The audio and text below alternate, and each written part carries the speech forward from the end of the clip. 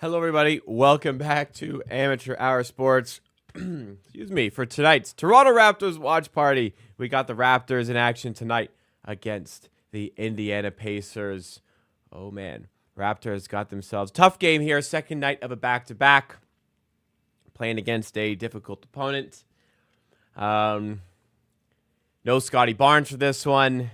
It might be a bit of a tough game for the Raptors, but throughout the season, many times throughout the season, they have showcased that maybe they're a little bit better than a lot of people give them credit for. Maybe they do have the opportunity here to put on a decent showing.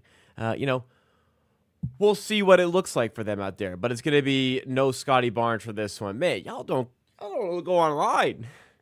No Scotty Barnes. See, this is why, I was just having this conversation with a friend a little bit earlier about how I do complain a lot about when very, not that this is very obvious information, like a trade happening, but now I kind of understand why people will come in. Hey, did you see this person got traded? Yes, obviously I did. Maybe people just aren't chronically online like I am. I think that's what it is. No Scotty Barnes for this one. Scotty Barnes is out with a hip injury. It has been described as a hip injury. So take that for what it is. Do you think it's real? He was out. He was questionable coming into tonight with a hip contusion. In the end, he's out for this game. Jakob Poeltl is back for this game, though, but he's out with a hip injury. Again, make of that what you will. I have yet to be convinced that at any point this season, the Toronto Raptors have fabricated an injury. Anytime they've had the opportunity to rest a guy longer than they could, longer than they need to, anytime they've had a chance to sit a guy out, anytime they've had a chance to fake an injury, they haven't. They've just not done it. They have just very consistently not taking their opportunities to tank. So, again, for this game, Barnes, I'm personally going to believe that he's actually injured, but you make of this situation what you will. But no Scotty Barnes. Whatever the story is, no Scotty Barnes for this one. Scotty Barnes is not going to be playing here. So, let's see how things go. Let's see how things go. Playing against Pascal Siakam, always an interesting one. Nice to have Jakob Poeltl back to play against Pascal Siakam for the friendship reason. They're friends, so they get to play against each other. That's fun. But also, Siakam likes to get to the rim. Be really nice to have a rim protector to play against him. And in today's case, we do have one because Jakob Poeltl is back for this one. We had some really interesting games earlier in the season when Barnes was out injured. RJ Barrett was basically playing as the point guard, doing so, might I say, very effectively, kind of upgrading his playmaking, grew it into a nice kind of pick and roll ball handler. So I'm excited to see what goes on over here. Yeah.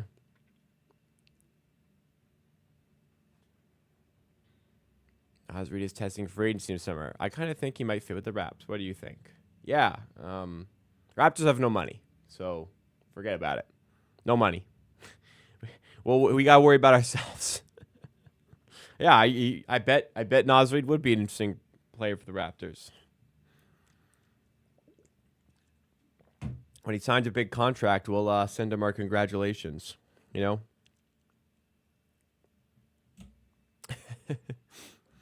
Yeah, sorry. Not to be mean. The Raptors have no money. The Raptors don't have free agency money. Also, even if they did, let's be honest, they could have had an entire open book to pay people with, and they wouldn't have gotten Naz Reid. Do I like Naz Reid? Very much. I'm a very big Naz Reid fan, but he ain't coming to the Raptors, unfortunately. Just got to fill in the cracks. That's what I'm saying with our current situation. What's up to the people in the chat, though? We have Sumaya here, nice and early, one of our 6-month members. Big shout-outs there. Gregory joining us as well, saying, let's go. We win, we win. If we lose, we win. Yes, that's what Masai means when he says we will win. Maybe. He does talk about winning a lot, and I guess right now, win or lose, it is a win for the team. I think losses are bigger win for the team right now, considering the upcoming schedule. I almost spilled my entire water. Concerning the upcoming schedule, we could use some losses, I think, in that column. They're plus 11 tonight. It's actually going up. It's plus 12.5 in a spot now. I'm not going to play them like I did yesterday because I don't believe in them today as much. No Barnes. Yeah, like opportunity for other guys to show up. I think that's what they got to take it as. RJ Barrett's got a bigger platform. Emmanuel Quickly's got a bigger platform. Let's see if these guys can eat a little bit. Let's see what they can do here. Let's have a good game. Let's play well, right? Other people in chat today: Q-Man, Daniel Berry Sports Highlights, Sebastian Plays, Raps VE, Nathan 11, Q-Man, that Canadian. Thank you guys. Have we had a full 2 weeks healthy this entire year? 2 weeks. Like, have we had the same, like, define healthy, like the same starting five for 2 weeks? Well, let's see. So we have to go to a game where Pirtle last played.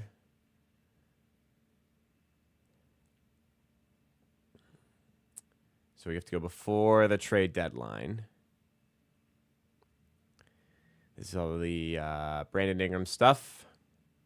All the trade stuff. This is, wow. Less than a month ago, our starting five was Shed, Walter, Dick, Barnes, Olynyk.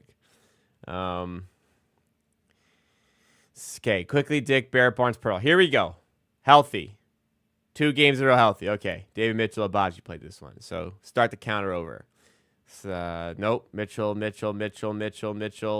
Quickly, Dick, Barrett, Barnes, Pearl. All right, starting five. 1, 2, 3, 4. 4 games in a row. So that was January 6th. That's 5 days. We almost made it a week that time. I don't think we've had any other game where the full starting five was healthy. I think that's, if I recall correctly, that's it. So yeah, that's tough. 1 second.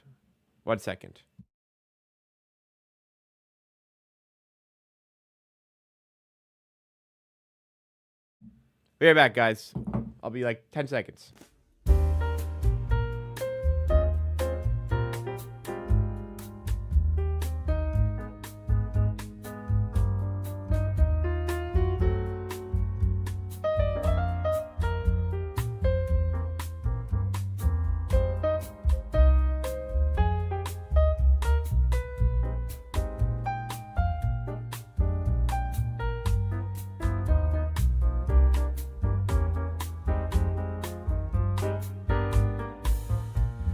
All right. So 2 weeks. No, it hasn't happened where we've been healthy, like healthy starting five. So I don't suspect for the rest of the season that will be the case either. I wonder how many teams have had a full 2 weeks with their starting five available. Though, like injuries happen. Injuries do happen. But yeah, kind of frustrating. But at this point in the season, keep your guys healthy. If they're a little bit hurt, keep them out. Keep them healthy.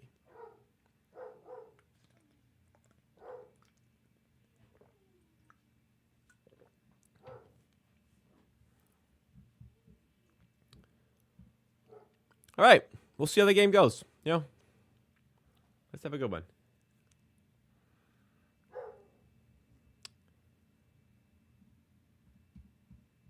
What's last? Barnes hasn't missed a game in a while, has he? I don't know. Must have been a while. Anyways, we'll look out to see where this one goes. Raptors, as I said, trying to see where the spread is now, ending up here. It's looking like it's 12.5 one spot for some reason, but 11.5 everywhere else for some strange reason. So 11.5. I mean, yeah, the expectation is the Pacers will take care of business. Literally, ever since I made a video saying, man, the Pacers are in trouble, that pick next year is going to be real valuable.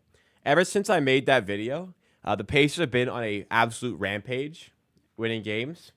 And also, the Raptors have traded that pick. That is one of the most viewed videos in the history of this channel. And it's me spewing absolute shite for 10 minutes. Didn't end up working out, that one for me. Not at all. Absolutely not at all. Okay, yeah, one spot does have. I'm actually check where it ranks on the all-time views on this channel. It's high. It's over 20K. I remember like I rolled up to a stream one day and the sub count is in the bottom here, and I noticed it was like way higher than the previous stream. So I was like, that's weird. Like, how did subs go up so much? Because I hadn't checked it. I put out that video thinking, like, it's just going to be your typical video, essentially. Because didn't seem like, you know, I got to, like, manufacture topics. You know, there's not always these big stories for me to cover, right? And I put this one out not expecting much. And then I see the sub count having gone up so much. I'm like, what the hell happened? And so then I go to the video or to my dashboard and I see the video was like absolutely crushing. I was like, that's weird. Cool. And then since then, yeah, it's been nothing but bad news for that video. Like let's go to the channel here. Let's go to the channel here. Sorry, I was juggling a couple things right there. Okay, here is the channel. Videos, sort by popular. So a lot of older ones, but right up on like not even scrolling. It's not even scrolling. It's number 8, sorry, on this channel. Unbelievable, man. Oh my God. 8th all time. And it's a stupid video that is useless information now because Raptors don't even own the pick I referenced in the video anymore. And it was a terrible take in retrospect. Thanks, guys. 8th all time on the channel. Hey, Brandon Ingram video group did pretty well. That's great. Any other recent videos cracking near 20K? No, none. Tell you, 2 years ago, we were absolutely dominating on this channel. But Raptors fell off, and so did their popularity online. Man, not a lot of the recent videos with like the new thumbnail design hitting up here. What do we got? Top tier. Yeah, this was top tier. This video was top. I crushed it on this video. I knew this was big. This one, I mean, when the Raptors sign a player, people are going to want to watch, right? This was crazy. This one, I don't even remember this was about, but damn, 3 years. Not looking like that was a good take either. Kevin Durant saga was obviously big. The Coloco videos did well, I remember. I like Coloco. This was good video. Another one. Juancho, man. How did a video with Phoebe Hyluk, Malachi Flynn, and Juancho Hernangomez was in the thumbnail? How did that get 27,000 views? Another KD one. Obviously, KD was big. For some reason, Ron Harper Jr. was a big one. Delano Banton and David Johnson. I don't know how my reaction to drafting Delano Banton and David Johnson got more views than the Raptors drafting Scotty Barnes in the same draft. For some reason, people cared more about Banton and David Johnson. Oh, this was not bad. Hey, 22K, that was in the summer. The Davion Mitchell trade, which obviously was fantastic. God, my Precious Achua take. Oh, my God, I was bald for it, too. That was brutal. My Achua takes have aged, obviously, horrifically. Man, Achua was supposed to be good, dude. Achua was supposed to be good. And I believed it. Down memory lane there. Down memory lane there. I haven't done the door shot yet. Don't worry, Gregory. I'm going to my first Raptors game on Friday in Chicago. What should I expect?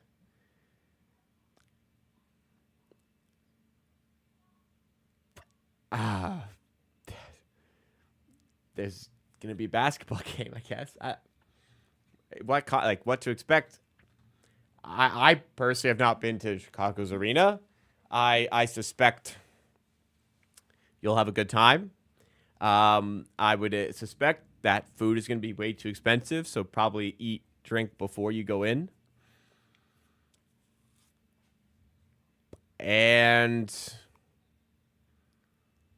yeah, you'll have fun. I don't know. There's no surprises. It's going to be a basketball game, and you should have fun. Yeah, maybe make sure you have a ride home after the game or something. I guess Chicago at nights. I've been to Chicago and I've been there at night. I don't know where the arena is in context to the city of Chicago, but have a plan to get home safely. Any news? Scotty, I would say any news on that? Yeah, he's injured. That's it. No, nothing else. No additional news. He's out. That's it. That's the news. What do I have? What are you having dinner tonight? You think I haven't had dinner already? That's only for 6 p.m. games where I might wait till after. But no, I had dinner. I had a beef taco, my favorite. Oh my God, BMO alert!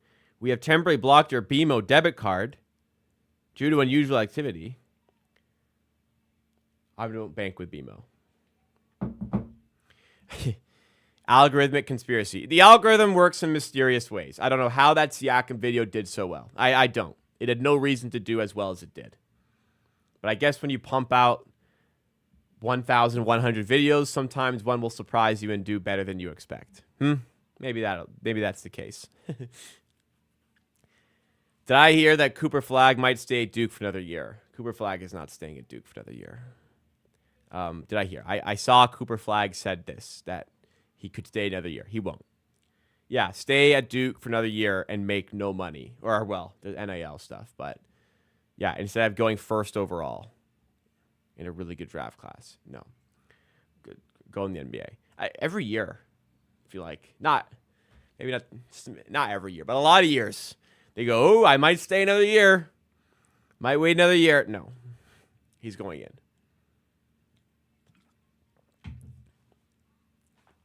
I think Cooper Flagg was just messing around. He'll be in the draft. The tank is well oiled and ready to go tonight. Yes, it's probably going to be a loss, but hey, they played well yesterday. Maybe they could do it again today. I've planted money on the Raptors. I said I wasn't going to do it. I did. There's a 12.5 out there. Everywhere else is 11.5. Yeah, I played the Raptors. I got a good bet on the Raptors. 12.5 minus 110. So we are cheering for the Raptors to lose, but make it close. But make it close. I got an edge on this game. What is my edge in this game? Oh yeah, 2% edge. We're cooking. Absolutely cooking with that. Let's hope they do well. Keep it close. Keep it close. I think after the game, it'll be very easy, so we need to be careful and not sneak into play-in territory. Very unlikely the Raptors will make the play-in tournament. I was looking at the odds today. They're being estimated to have probably about a 15% chance of getting in. So unlikely, even with the easy run of games, unlikely. What's Robinson's current contract? Going to assume Mitchell Robinson. He's always hurt, dude. I don't think anybody should give him a lot of money. His contract. Next year, he's making $12.9 million. Then he becomes a free agent after that. So, yeah, he's always injured. I don't think he's... we'll stay in a year, but I don't think he's the guy. Is Gramegna, however you spell it, Greek, however you spell it. However you spell it. As if it's not on the screen twice, and it's not in the description of the stream. However you spell it. No, it is not Greek. It is Italian. But perhaps a keen eye. Not for spelling, though. That's so funny. It's right there. And it's also right there. It's there twice. Did I hear Podcast P is taking off his podcast to focus on winning a championship? Yeah. So tragic news today. NBA Central is down. Not sure if it's a permanent ban or what. NBA Central is down. Gone. Wiped off the face of Twitter. But I had to double check to make sure that this was not Central, because Paul George said, I plan to take a break from the pod to focus on getting my body right and getting mentally right, and, help this squad make a push towards our goal to finish the season out, give ourselves a chance to be in contention to compete for a championship. Have you guys seen the NBA standings lately? Who's that? Paul George? Some bum. Have you guys seen the standings? They're 20 and 37. Okay? They're 2.5 games out of 10th. They want it, they might be able to have it. But they've lost 8 games in a row. Okay? Competing for a championship, Paul. That ship has sailed. And a big reason why that ship has sailed is because you have been playing like shit. 16 points per game, 43% shooting from the field, 35% shooting from 3. True shooting percentage, 54%. Like, the time to get your body right was months ago. Fuck, set the fire alarm.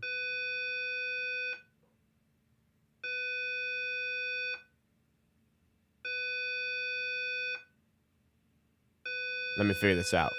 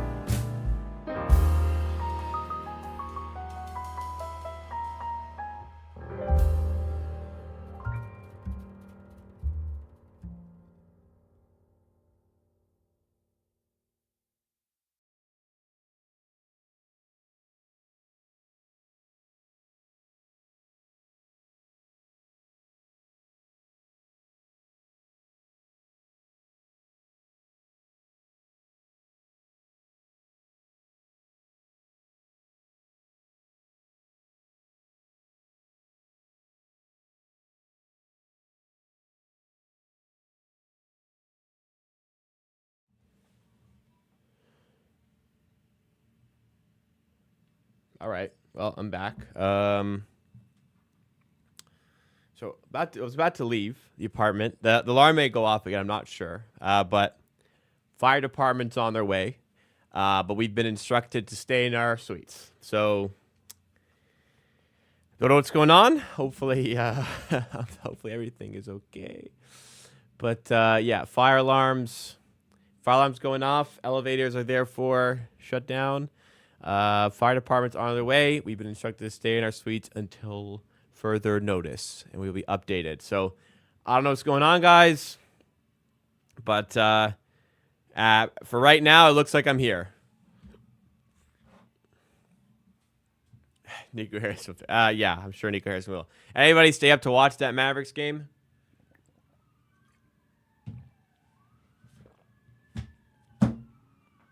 I hear the sirens now. The Mavericks were pretty hell-bent on not letting Luka score.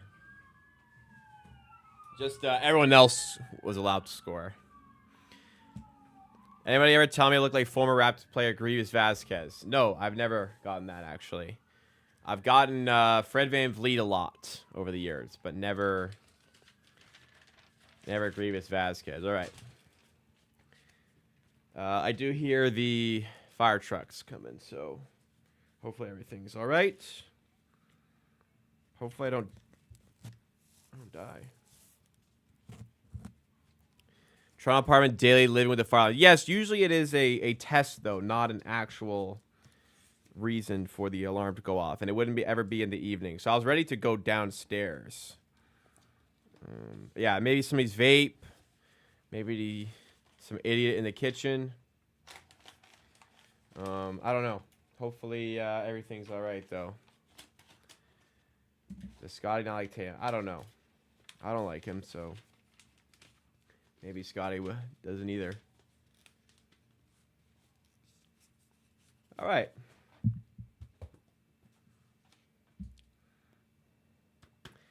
Here we go. We're going with the notebook again. Game 59 about to start. February 26th.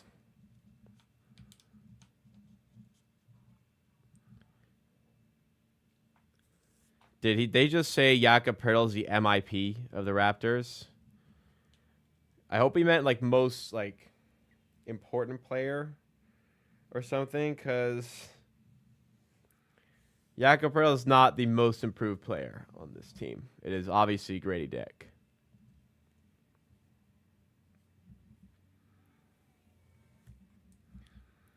All right, get the notebook ready. I thought the notebook actually was helpful yesterday, so I'm going to do this for the foreseeable future. Let's do this. I don't like Tatum. It's flat. You know, like when you said, when the person said, does Scotty not like Tatum? And I said, neither do I. I meant Tatum. Yeah. Burnt burrito. Wouldn't be in my apartment. That's for sure.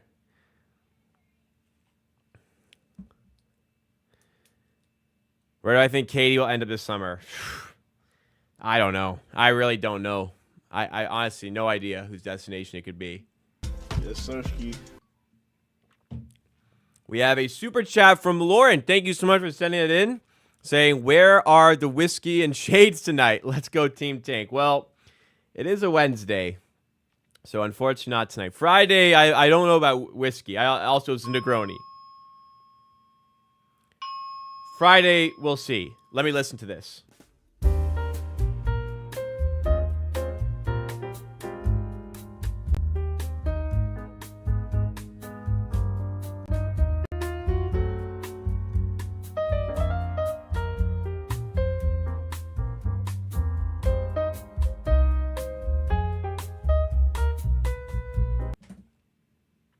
Apparently, there is investigating a fire alarm from the parking lot underground. So, again, hopefully I'm all good, but we will see. But, yes, thank you for the super chat. Friday, I'll probably have some beers. Not, sure, I'll put on the shades. Why not? But I will, no whiskey. I'm not a big whiskey drinker. I'm not a fan of whiskey, to be honest, unfortunately. Yeah, KD is gone. I did see those reports coming from Brian Windhorst. And I continue to tell you guys, Brian Windhorst does not give a shit about clout. He does not care. In fact, he would probably not want clout. All he does is just NBA reporting based on the information he has. And he would never fabricate a story from my understanding. So if it comes from Windhorst, I believe it. Brian Windhorst says Kevin Durant's getting traded in the summer. Yeah. KD to Toronto. I think that ship has sailed. We got KD at home now. We got Brandon Ingram. That's the KD at home. No, KD ain't gonna happen. I wouldn't even entertain that, to be honest. It's just not gonna happen. Wouldn't that be crazy though? After all these years, they get him in the end. What car series I watch? I don't watch any car series. What?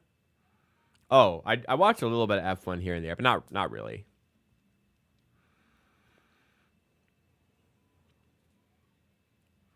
There's other sports on, oftentimes Sunday morning, that I'd rather watch. But I do like F1 and follow it. I just don't watch it a ton. Katie Spurs. I mean, it could be the Spurs.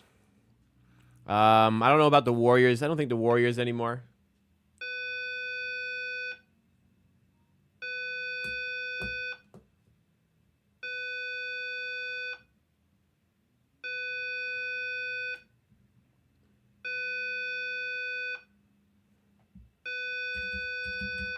Sorry, guys. I imagine it's going to be going on and off for a little bit. So bear with me.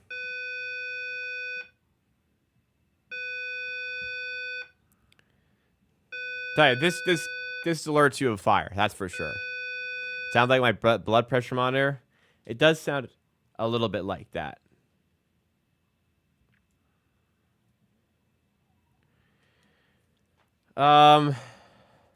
Looking at the NBA standings, try and pick a team that would want.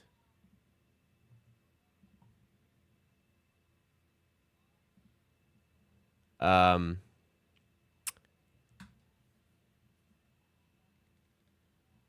wanted to see what teams could be interested in Kevin Durant. That could do it. In the East,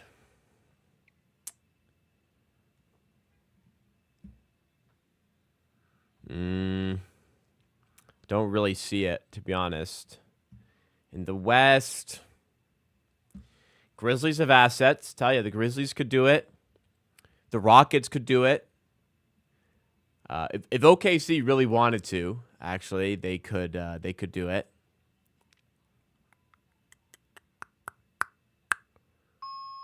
There's a few big do it. Okay, there's an announcement coming. I gotta listen to this.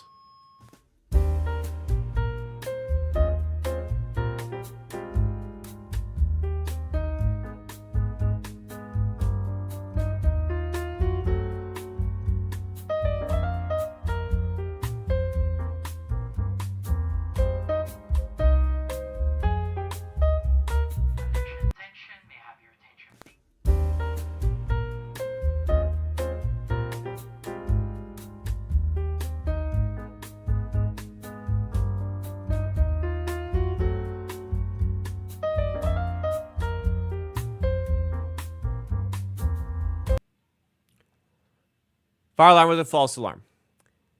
No more fire alarm. If the fire alarm goes off again, it's because there is a separate emergency that requires a fire alarm. But it is a false alarm until indicated, or unless if it goes off again, it's for real.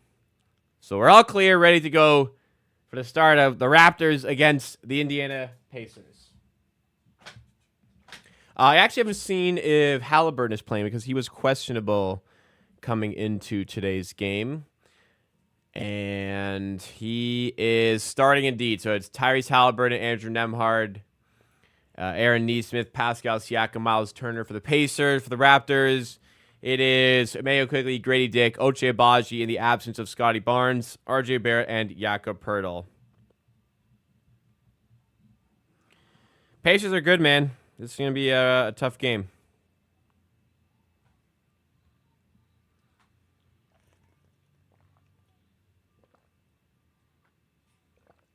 Mavericks go for KD.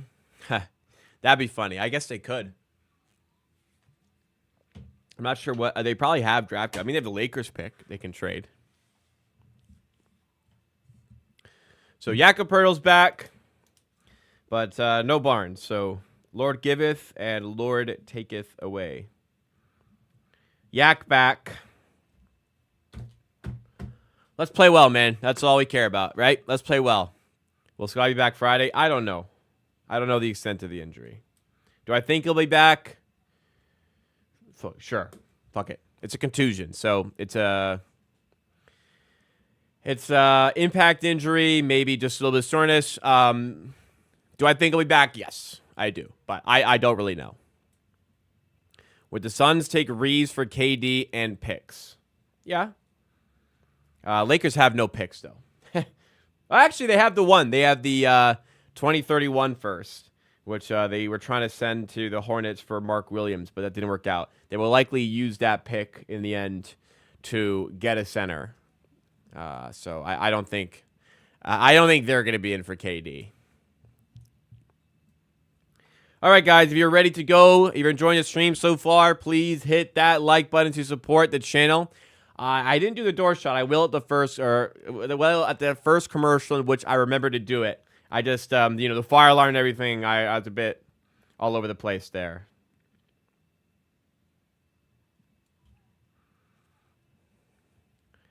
Braun, K, Luka break the league. They wouldn't be able to put enough talent around them. It'd be tough.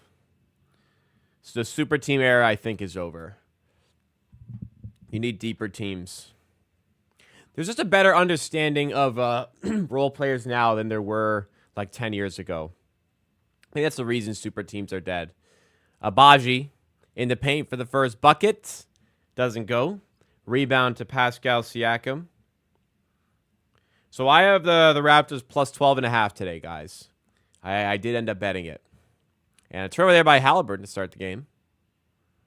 Yeah, we did. We talked about the Paul George stuff. Strange, but probably should have done it earlier if he cared enough. Maybe he was tired of the podcast P jokes. Abaji, corner three is good.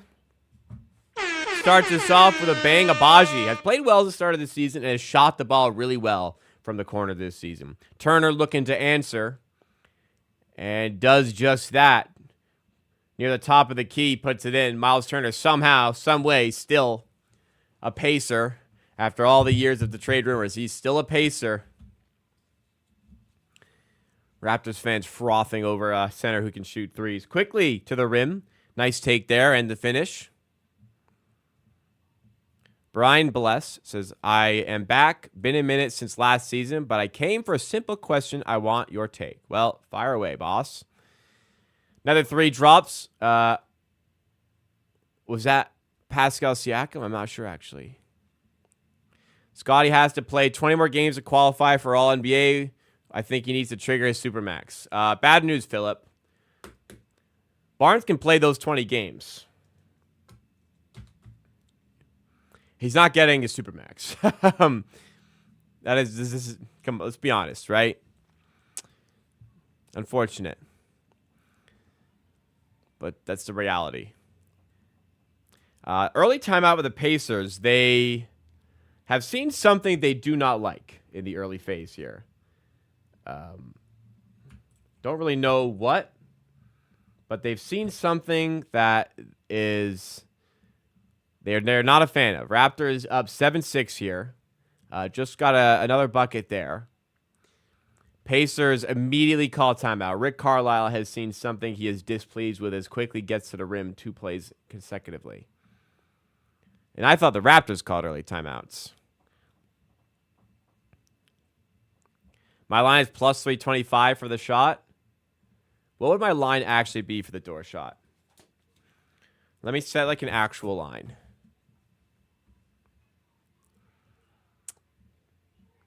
So I've made about 27%.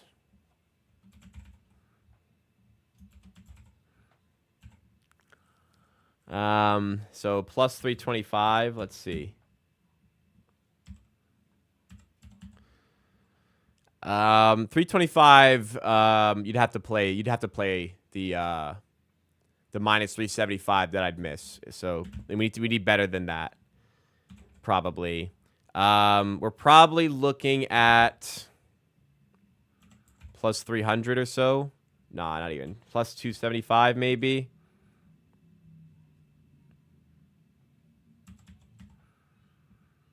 Not even 250. Yeah, about like plus 250. More like.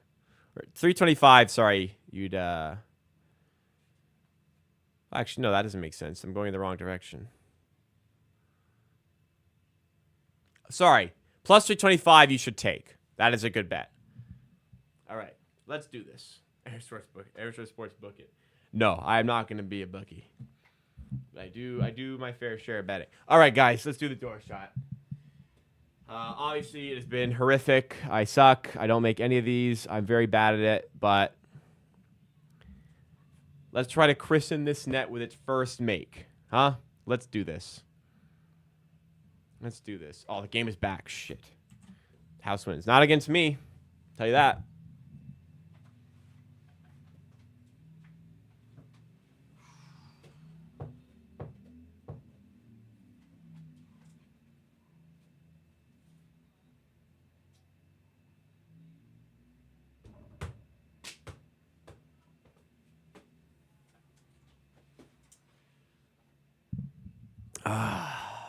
Got the line right again. I thought I got the arc right this time, and it was front rim and down. That one hit the hats up top, so that's why I missed by a lot.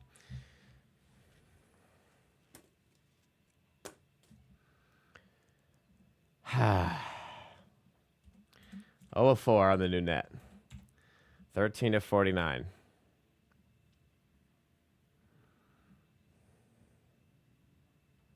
Let's move on. Grady Dick took a charge. Hey.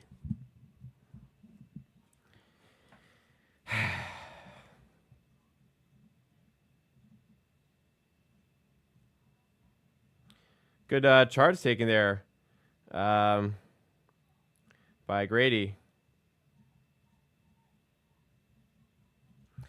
9-6 Raptors. Barrett nearly loses the handle, regains possession. Up top. Quickly up top to Barrett for 3. Doesn't go.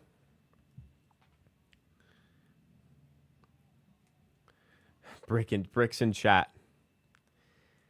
I don't know what it's going to take to hit one of these, man. Halliburton got the switch onto Pirtle. Pirtle, honestly, great defense. Tough shot. Made a tough shot. Pirtle had his hand up there, man. That was solid defense. 9-9. 9-9. Grady Dick off the screen, gives it to Pirtle. Push shot with the right, doesn't go. Man, usually automatic on those. Halliburton other side, no look pass to Nembhard for 3. And so it's short. Grady Dick has the rebound here. Push the other way. 8:50 to go in the first quarter. Reminder, hit that like button if you are enjoying. Barrett barreling his way to the rim. Doesn't finish in close with Neesmith defending. Now the Pacers have it other side. Turner. Straightaway 3. He's already hit from here. And he hits again. Sure, it's fire. I'm glad you like it. I got it at Winners for like $15. Barrett to Pirtle. Now up top to Barrett. Nembhard defending. Hand off to Grady Dick. Up fake. Good defense by Halliburton. Now quickly has it in the paint again. Lays it up. Doesn't go this time. Here come the Pacers the other way. But a shot clock violation. I'm a little confused because sometimes they let that go, and sometimes they don't. There must be some sort of rule I'm unaware of regarding shot clock violations. I guess the team has to have it in their hands before the buzzer or something. Quickly under the rim again. He's fouled by Turner. Would have been an easy 2 without the foul.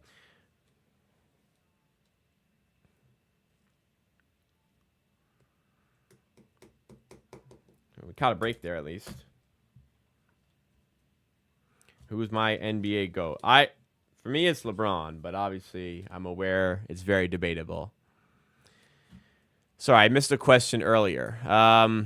Would you want either Morant or Young to be our starting point guard moving forward, or stand on quickly, or draft a young gun? And what about Embiid? You said you have a question. And would that young gun point guard you draft be either Kasparis or Igor Denim, or do we go draft big like Colin Malik? Trae Young over Ja Morant. Yeah, I'd rather have Trae Young than Manuel quickly. Draft, it's wherever you end up in the draft. It's not really. Can't really answer who they should draft when I don't know what position they're going to be drafting from. Pirtle to RJ Barrett. To Yak up top. Puts it on the floor. Hand off to Quickly. Raptors down 14-10. As Quickly works the pick and roll game with Pirtle. Kick out to Barrett. Now Grady Dick got a good look for three. Off the back rim, and the Pacers rebound again. Siakam taking the other side. Nembhard in the corner. Flips up top to Halliburton. Good help defense by Grady Dick. Kick out to Nesmith. Can't finish the three. Raptors box out pretty well here. I don't really have any notes right now. Not a lot to comment on here. Abaji for three. Doesn't go.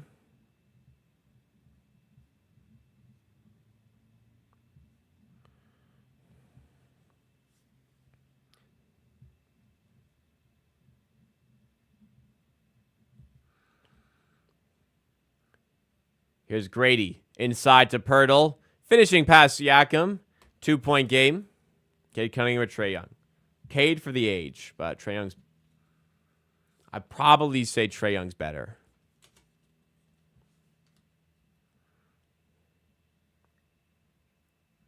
Not like John Morant's like this insane defender either.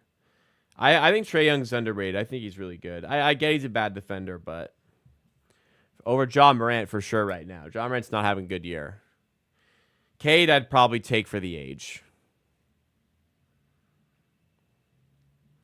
Baji and Pirtle sub off for the Raptors. Curious if Pirtle will have any minutes restrictions in place because he's just coming back here.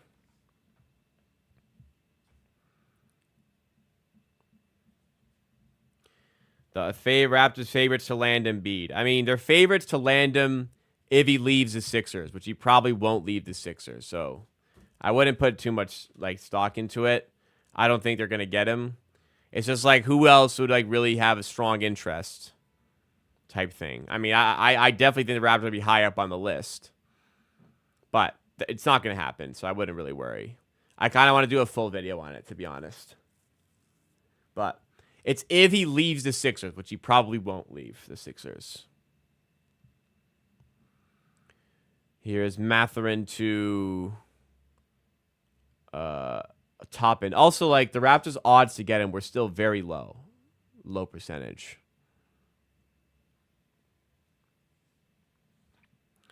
Lakers, that'd be kind of crazy. Honestly, like that'd probably be an interesting pickup.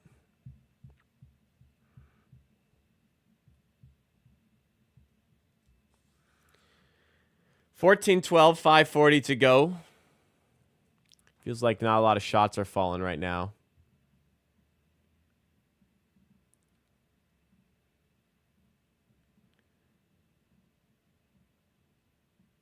Halliburton for three, deep three, and he connects with it.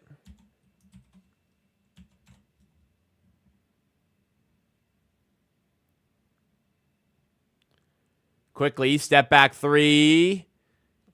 No good. Mobo tips the rebound away to Barrett.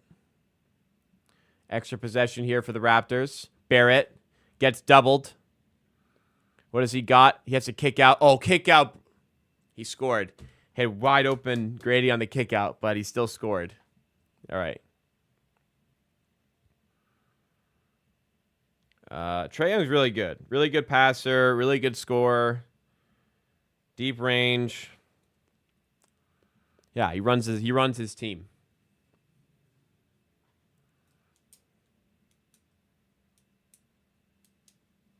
Trae can only pass. I don't think a guy who's typically averaged 27 points per game is a guy who can only pass. He's been injured. He hasn't been quite healthy this year. In other years, he's been better. And I don't think he's 27 points per game this year, but Trae Young's very good and was an all-star this year for a reason, even despite his poor shooting percentages. RJ can be pretty talented. Yeah. That's for sure. Matsure at the line. I feel like you say it the correct way. You sound like an idiot. Matsure. But he is Quebecois after all. So Matherin, as people say. Here's Jamal Shed. I just feel silly saying it the right way. Hand off to Grady. Going past Shepard, but stripped.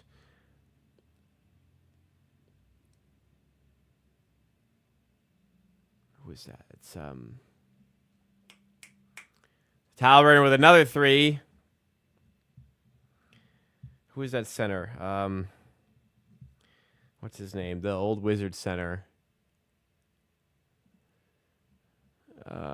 Thomas Bryant. That's it. All right, well, Halliburton heating up from three. Raptors not really making shots so far tonight. 6 of 17 overall. There's just a lot of difficulty scoring right now.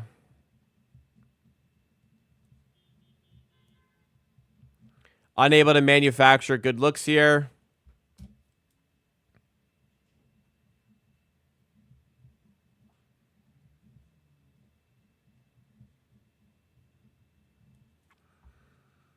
Six of 17 from the field, which is they are 5 of 12 from two. They only missed 13 two-pointers yesterday. They've missed 7 already here because interior defense is a step up today compared to what Boston gave us yesterday for sure. I would love to see Young, Trae Young, Grady Dick, Brandon Ingram, Scotty Barnes, Joel Embiid starting. Don't think that's going to happen. I would hate to see RJ and quickly go, but that 5's going to be pretty sweet. I don't think that's going to happen. What are my thoughts on it? I think Halliburton's really good, man. 3 ball would kill us again. Probably. They are a team that they can definitely shoot. 6 of 9 from 3 for them.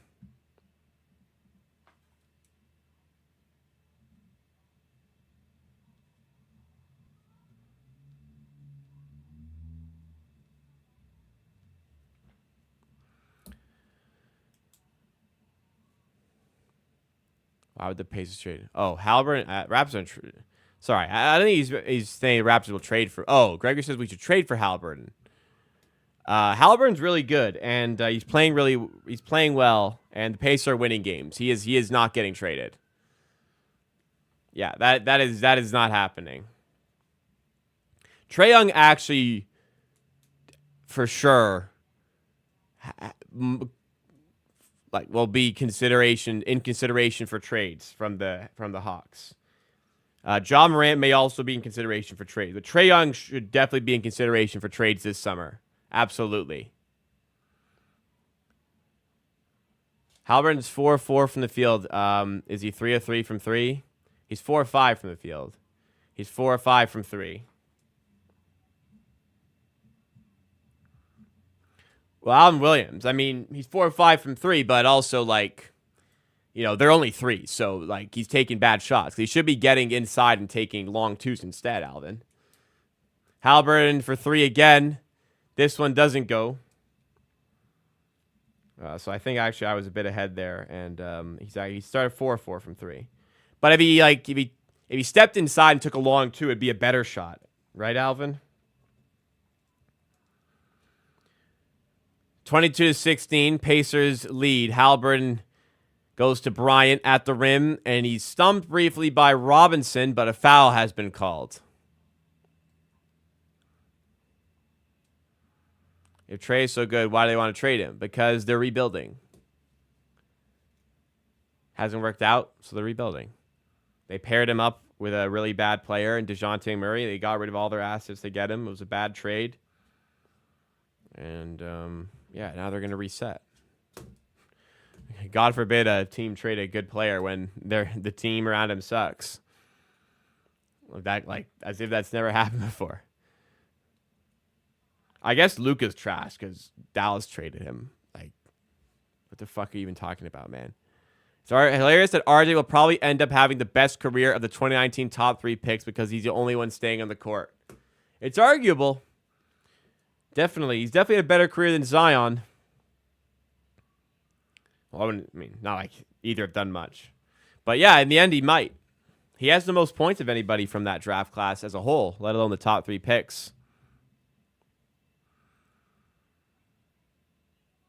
Let's go, Toronto. Need these lizard people to win, win, win. Hashtag capture flags. You want them to lose. Oh, you want the Spurs to get flag. I see. So, yes, the Raptors win would be beneficial. I understand now. Finals prediction. Celtics, Thunder. Halliburton has it. 5-point game. Going past the Thomas Bryant screen. Or then Robinson cuts him off, but Halliburton in the corner to Toppin for 3 off the mark. Walter on the weak side with the rebound. Walter needs to get the ball out of his hands right now. Jamal Shead has it. 10 on the shot clock. Has space to shoot a 3. Doesn't go. Raptors shooting, letting them down once again. But they get the steal other side. Can they push the pace here? Walter looking to do so. Finds Mobo in the paint. Slows it down. Instead goes to the corner for Barrett. Backing down Halliburton. Double comes. So he passed underneath the rim. Great pass to Mobo. Go up with it. Why are you trying to fucking pass out of that spot? Go up with it.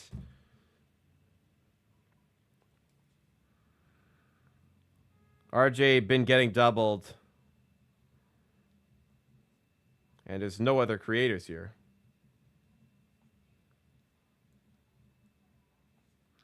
Why did Mobo shoot that, though?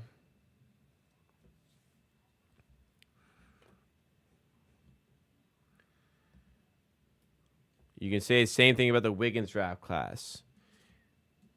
He has won championships. Embiid has not. I don't believe Embiid and Andrew Wiggins were in the same draft class. Am I wrong? Was Embiid? Was he in that draft class? Correct me if I'm wrong. Embiid's had a better career. Yeah, the MVP has had a better career. They're in the same draft class. My apologies. Embiid's MVP. He's had a better career. But Wiggins has won a chip. Doesn't mean he's a better player. Mid-range jumper there for the Raptors. 23-20. Somehow staying in this game, well, despite the poor offense here. Wiggins, then Jabari Parker. Wow. Then Joel Embiid. Right. Yeah, in a redraft, I'd take Embiid. Jokic also in that draft class. Yeah, in a redraft, I'd take Jokic. Jokic, 41st overall during the Taco Bell commercial. A potential 4-time MVP. He won't win this year, though. It'll be Shea. Trey's a hell of a talent, but I can't see a team being able to hide him defensively. Daniels, Hunter, Johnson, Capella, Conley, 1 point around, and they still couldn't do it. Hunter's a little overstated defensively. As is Capella in 2025. Yeah, he's not a good defender, but the Hawks were also winning games when that lineup was healthy. Like when Jalen Johnson was healthy, they're winning games. When he got injured, they fell off. But I think Trae Young's a tremendous talent. I see what you're saying, Yada, but I think Trae Young's such a tremendous talent. I would love to have him on the Raptors. Robinson lobbed up to Abaji. Scored, luckily. A terrible lob by Robinson into traffic, but Abaji does enough to tip it in. Shepard to Halliburton inside to Toppin, and a breakdown on defense gives him the open dunk. I agree with you, Terrence, but it is what it is, you know? In the corner, Mobo has it. Goes up top to Shed, defended by Nembhard. Off the screen, up with the right. Can't make it. Just a lot of these good chances going begging for the Raptors. As Shepherd steps out of bounds and turns it over. How are we in this game? What are we doing? Are they just turning the ball over like crazy? How are we in this game? Possessions.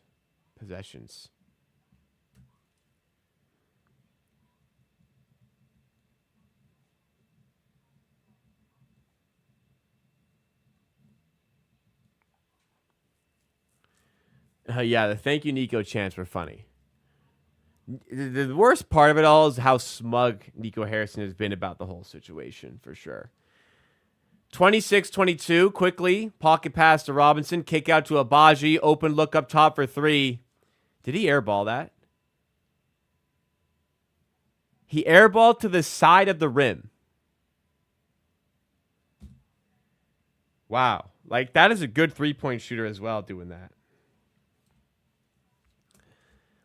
Shot clock, game clock separated by about 9.5 seconds. Nembhard comes off the screen and has his pass deflected by Robinson. Raptors get the steal. Mobo should have passed to Abaji. Wow.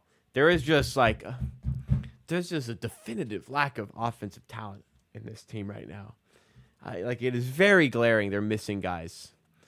Quickly takes to the rim, doesn't go. Wanted the foul call, doesn't get it, but Robinson tips in and somehow down by 2. I don't know how. They did not play well on offense. Matty D and Alan Williams, I don't know if they've watched the same game as me. Like, you gotta love what you see right now in Indy. I don't know if you do. This is not good.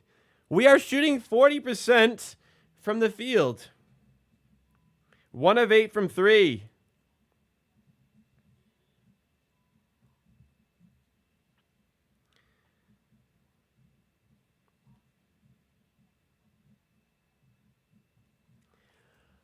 (11 of 27 from the field, 1 of 8 from 3. This is not good.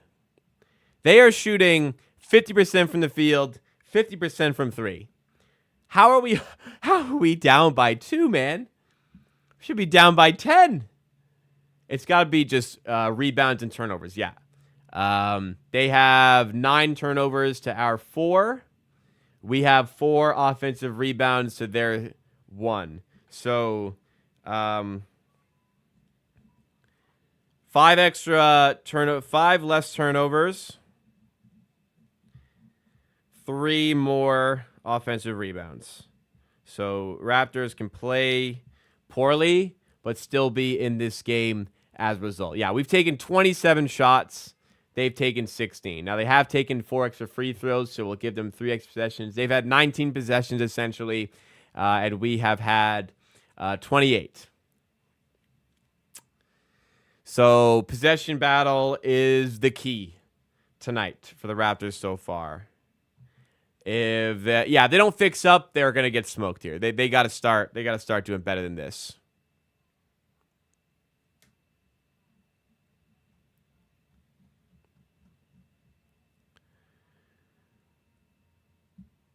Three-point variance usually goes both ways. For the Raps, not so much because they're just not good at shooting. Yada says, can he be mad at Kawhi? He asked for LA to start with. We have to be grateful that he bought in for the year like he did. Yeah. It's a shame he didn't stay, but yeah. We want a chip. Terrence said, I'm pretty sure our players got their shooting skills stolen by the Monstars from Space Jam. That would imply at one point the shooting was good, but it has never been good. That's the issue. All right. Basically, first quarter, they're hitting threes, which is a problem. We're having a lot of difficulties getting to spots. But it's the possession battle. That is the problem. And for them, I mean, they're making a lot of shots. They turn it over again.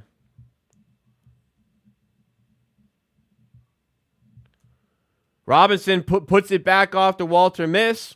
Another turnover. Another timeout for the Pacers.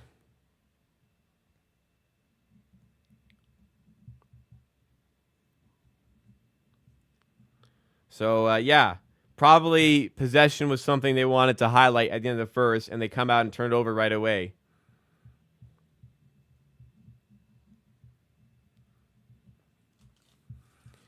Yeah, very, very angry timeout so far from the Pacers. How on earth this game is tied? I don't know.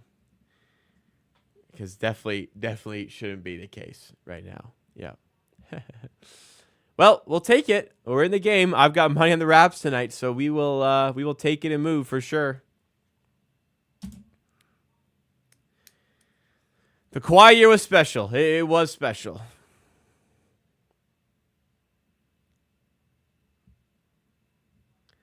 McLovin, Trae Young played in the All-Star game, by the way.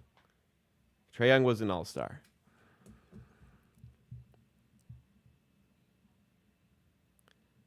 One of the greatest postseasons in a sport. Yeah, one of the greatest individual postseason performances as a whole, for sure.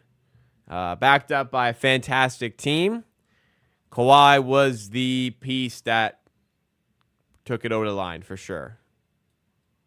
It was a pity pick. Do you know how All-Star reserves are selected, McLovin? How do you think they pick the injured reserves for the All-Star game?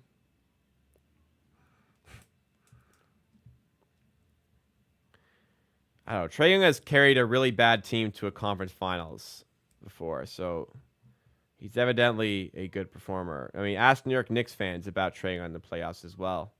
They'll tell you some story.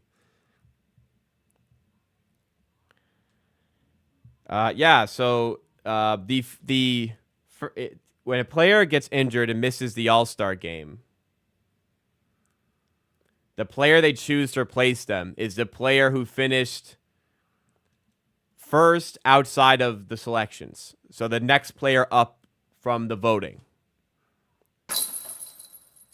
which is Trae Young in this case. Wow, 26 months of membership from 905 Yada. Thank you so much for re-upping once again. Very much appreciated. Long-time supporter. Long-time part of this community. Thank you so much, 905 Yada, for doing that. And 905 Yada, I have something cooking coming up very soon for y'all as well. So stay tuned.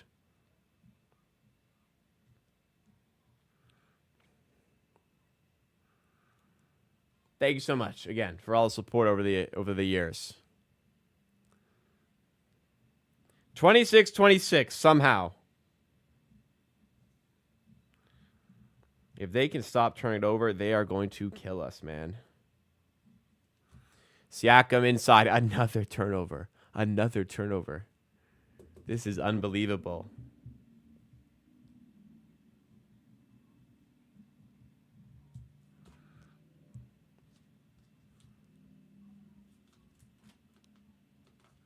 Quickly to Pirtle.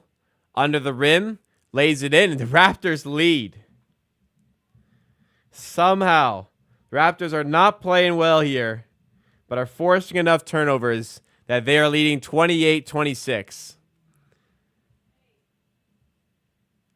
A pretty good run here by the Raptors. My stream is buffering like crazy right now.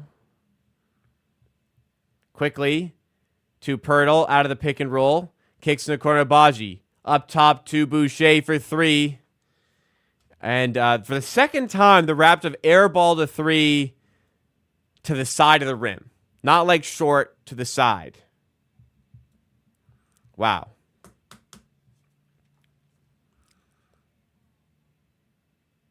I am buffering like crazy here. I'm going to try and refresh to see if that can help it.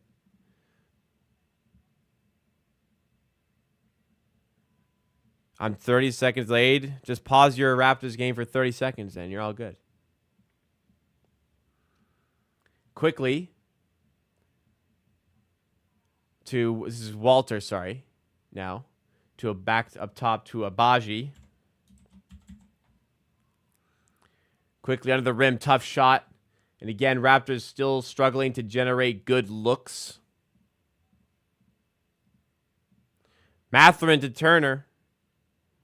Oh, it's Mathurin, sorry, for three. Mathurin. Yeah, Mathurin to Turner. I buffered there. I missed it. 28-28.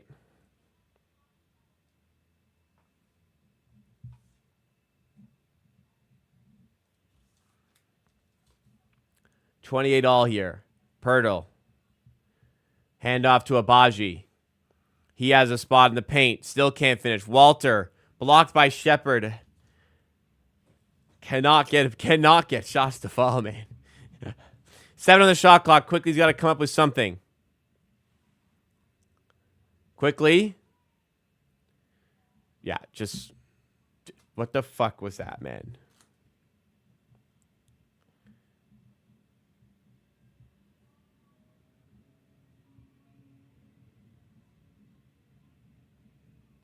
Terrible possession. I mean, IQ got clamped there, and Mather didn't even really do much.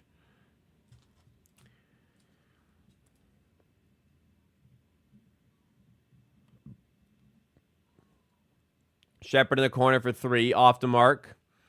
Rebound to Abaji. Ugly game of basketball developing right now. To the rim, Abaji can't finish. Raptors seriously have no scores tonight.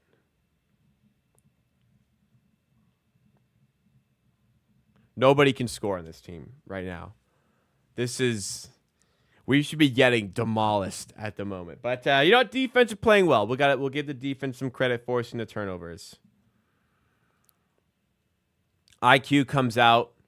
RJ Barrett's on the bench. I don't think there should be 1 minute today where neither Quickly or Barrett are on the court.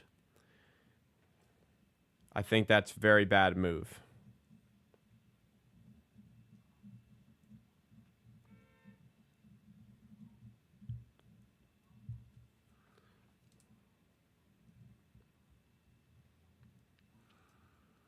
Quickly, off the Pirtle screen, goes back up top to Shed. Just no way to bend the defense here.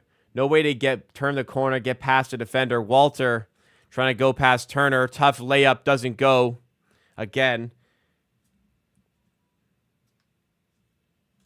Nobody can score, man. Nobody can score.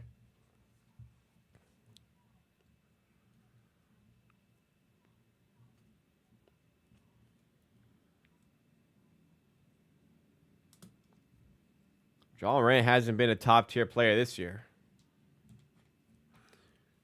I do like the Blue Jays, yes. RJ has the pass deflected out of bounds. Raptors have it on the sidelines, 11 on the shot clock.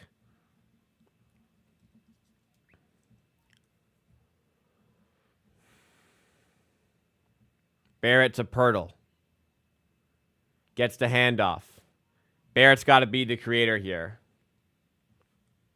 And he turns it over. Nice. So they had RJ and it quickly off for 30 seconds.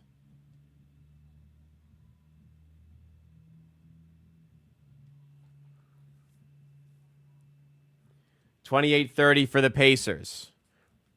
Raptors defense forcing enough turnovers to cover for their poor offense tonight. Nembhard, fadeaway 2 is good, and the Pacers lead by 4.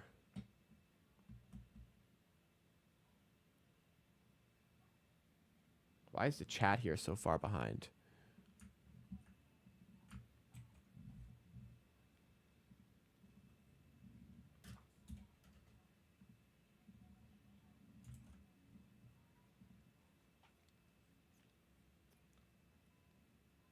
There we go.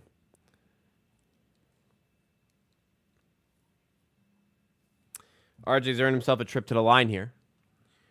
RJ's got to take over, man. Like, we don't have anybody scoring tonight. RJ's just got to do this, I think.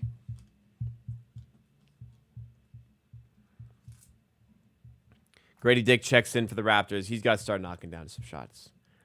1 of 10 from 3 for the Raptors here. They had 23s on Monday. 20. They had 5 yesterday, and they have 1 tonight. More tunneling, RJ. Neesmith gets the switch onto Pirtle, gets to the rim, and puts it off the glass and in. 34-30 for the Pacers now. 6:58 to go in the second. Barrett. Matched up with a tough matchup in Neesmith, in fairness. Kicks out to Grady Dick. Open look for three. There we go. Grady Dick for three.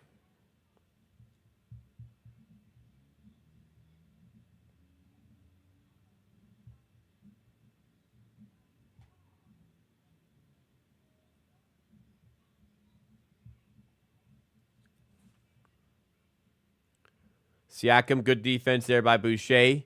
Siakam goes past him but can't finish.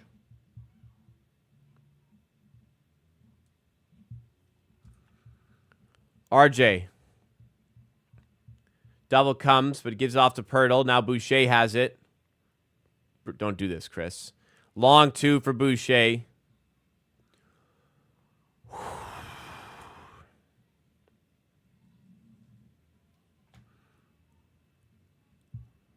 Siakam out to Nembhard. Takes a step inside. Now goes to Turner. Back up top to Haliburton. Three ball. No good. He started 4-4 from three, Haliburton, as Turner cannot corral the rebound as he steps out of bounds. 34-30. Yeah. I wrote that down specifically. RJ drive and kick for three. I love that. Drive, draws defenders. They're sending doubles his way today. Look for the kickouts and a perfect pass out to Grady Dick, who made his first three of the night. Actually, I don't know if his first. Raptors' second three of the night, though. Barrett to the rim again. Blocked by Turner. Still struggling to get looks inside. Siakam with the Euro step pass shed. We've seen that move. We've seen that move a lot of times in our day, have we? 36-33. The Pacers lead about midway through the second quarter. Still stunning that the Raptors are in this game with the way they're playing. Raptors down to 36% shooting from the field. Pacers, in fairness, themselves have missed 4 threes in a row. They're down to 46% from the field. But it's still the possession battle that is keeping the Raptors in the game.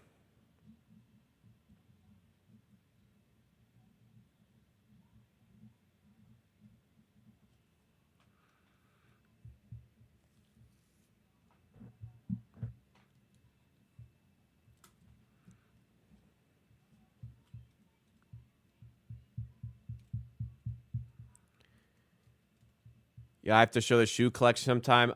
Maybe I will. It's not super big. Well, depends what you call a big collection. I've got like one pair of Jordans now. Yeah, one pair of Jordans now. They're just so uncomfortable. I sold a few of them. I got one. I have 3 pairs of Dunks. I've been big into runners lately because I don't have a car, so I walk everywhere. And I want to be comfy when I'm going places. My feet are big. My feet are wide. So Jordans make my feet hurt. So I have a pair of ones that are nice. But, yeah, other than that, I have a lot of runners. I can show off the kicks. Maybe in the offseason I can show off the kicks on a stream. I went and did a jersey collection one, I think, 2 years ago.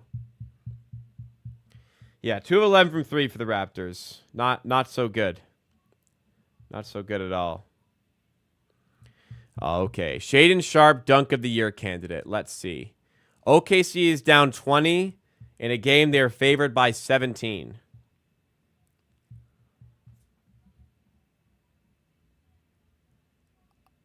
They're down 15 now.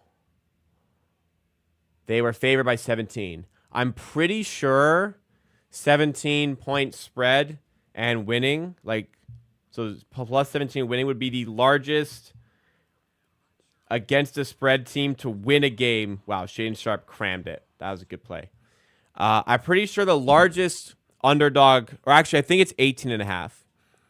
But 17 is like a top 3 largest spread for a team that won a basketball game. So this could be pretty historic for the Nets if they do win this game. There's a lot of time left for the Thunder to figure it out. To be fair, it's still the first quarter, right? That is crazy, though. Good day to have Cam Thomas unders. Not. Cam Johnson, sorry, not Cam Thomas. But yes.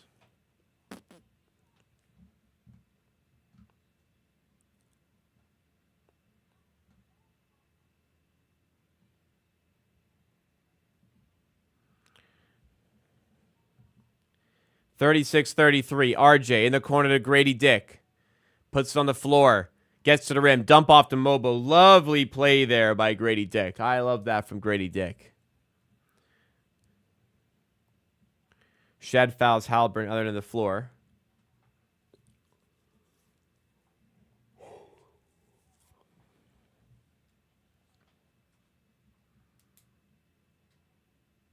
Man, that Norm dunk in that playoff series against the Pacers is a serious franchise-altering moment. Mathurin gets some separation off Barrett, man. RJ gotta be better than that on defense. That's too easy. That is too easy, boss. 38-35. Both teams finding buckets hard to come by here. Shed kicks out to nobody, turns it over.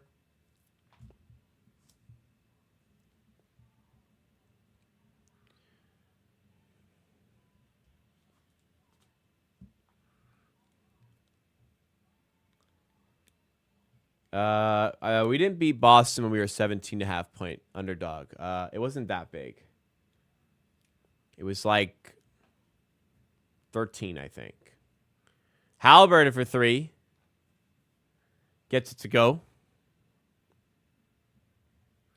Another one for Halliburton. Been shooting the ball well tonight. Grady Dick, another 3. And he's heating up.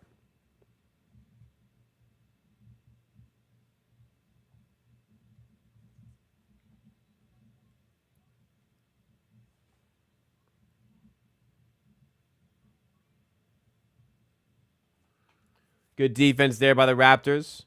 Forcing the play the other way again. 41-38 in this low-scoring affair. RJ turns it over once again. So turnover starting to creep up a little bit for the Raptors now.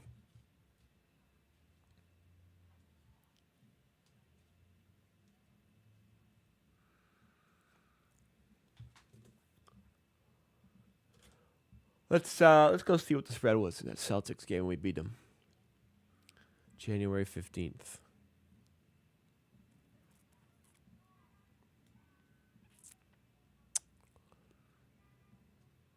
Halliburton passed the screen. Boston were favored by 14 and a half when we beat them. Not 17 and a half.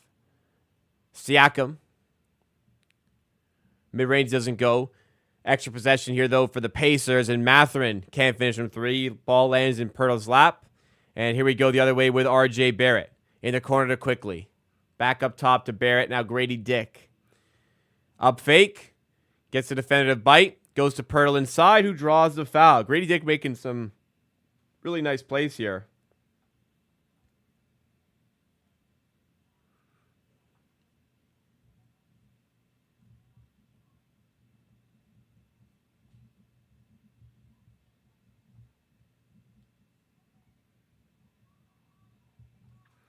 This is the best I've seen Grady Dick look in a while.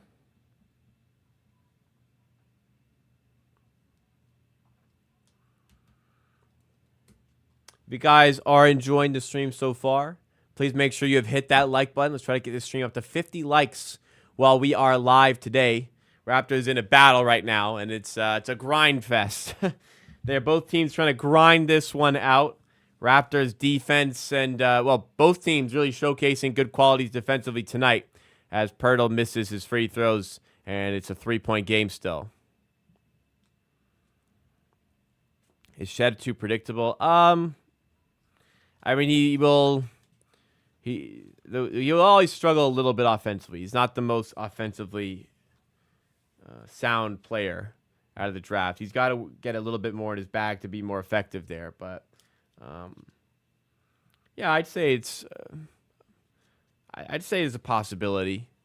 His offense lets him down in his career, but we know he's a fantastic defender, and he's showing good signs on offense of getting better, especially from 3. So, hopefully he can continue to improve. But I like him. Yeah, he's a rookie at the end of the day. Old rookie, but a rookie nonetheless. Pirtle handoff to Barrett. 3 balls up and off the rim. Siakam has the rebound. Outlets to Halliburton. Here come the Pacers on the side.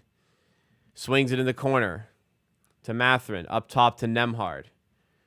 Raptors, again, cutting off the entry here. Taking away dribble penetration opportunities, but they get the switch for Mathurin. Good help defense at the rim. has to bail out to Haliburton on the perimeter, who then kicks out to Nembhard. Not sure he got that three off in time, but it doesn't go anyways. Another great defensive stand there by the Raptors. Rotations are very good, very, very good tonight.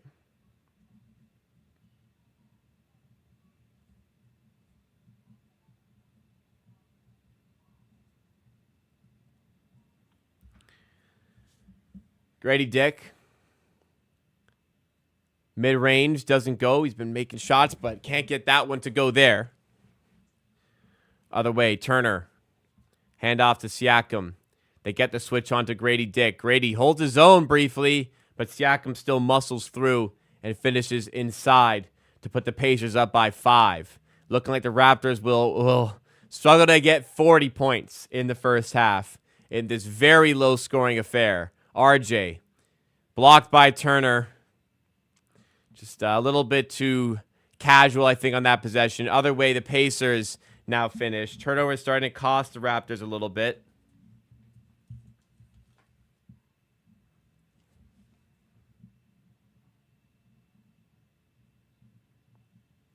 Another miss by the Raptors.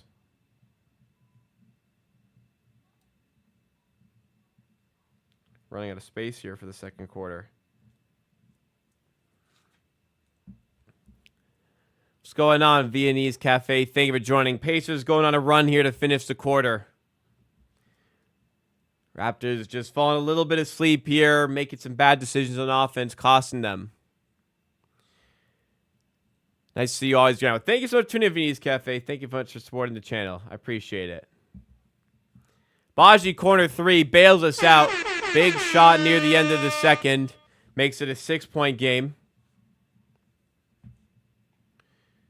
Haliburton, again, dictating things. Met by Abaji. Good defense so far. 10 on the shot clock. Abaji staying with him. Killing off a lot of that shot clock. Haliburton goes in the corner to Nembhard now, who misses the threes. Tipped out of bounds off Pirtle for a Pacers ball. So they'll get another extra possession here. They'll get 14 on the shot clock. 30.1 on the game clock.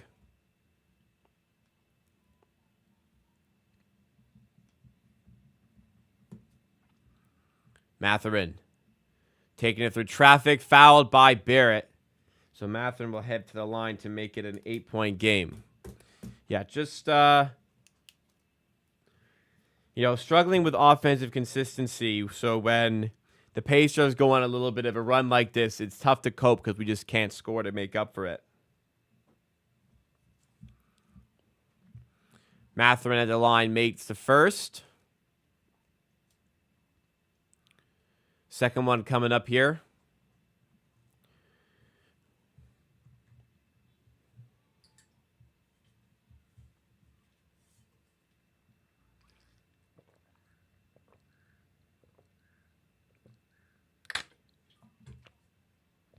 Makes both.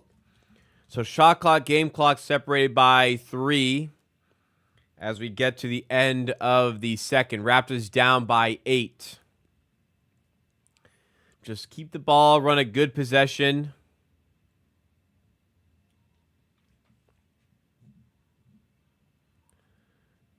Grady Dick for 3. Spills in and out. Tip to Siakam, who launches it full court to Shepherd in a really bad way to end the quarter. So Pacers get their largest lead to take into halftime.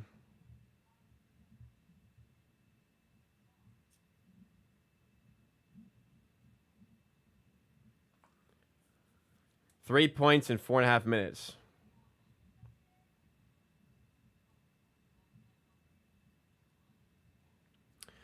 All right, well, that was brutal.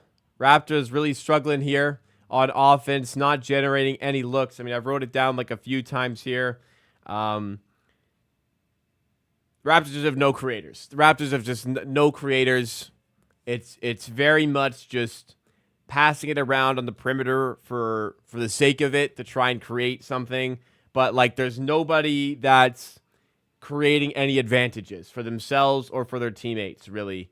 Other than Grady Dick, who actually, like, had a good little spell midway through that second quarter. But he's been a little bit poor defensively once again, and not making enough shots to really make up for not making enough shots here to make up for the rest of the team. He had some good spots there, but it's very inefficient by the Raptors tonight. Barrett's 1 of 7, Quickly's 2 of 6, Abaji's 3 of 9, Grady Dick's 2 of 7. No efficiency really anywhere. Yeah, the offense is just not at the races here, and it would kind of make sense without Scotty Barnes in, but like it's real bad. Like they literally can't do anything. They are not creating anything, and as soon as the Pacers go on like a mini run, because even they didn't shoot that well that quarter. They went 1 of 8 from 3 in that quarter, the Pacers did. But even when they have a little bit of a run, like one guy making shots, because Halbert's 5 of 7, it's enough for them to have a double-digit lead. Like down 51-41 at the half here. Just super inefficient so far. No creators. No advantages being created. And when they do get to the rim, it's pretty soft, not getting anything to fall here. So when we were getting bailed out earlier by the possession battle, now it's kind of creeping up back in their direction. Turnovers are 11-8 now when there was a big swing in the first. So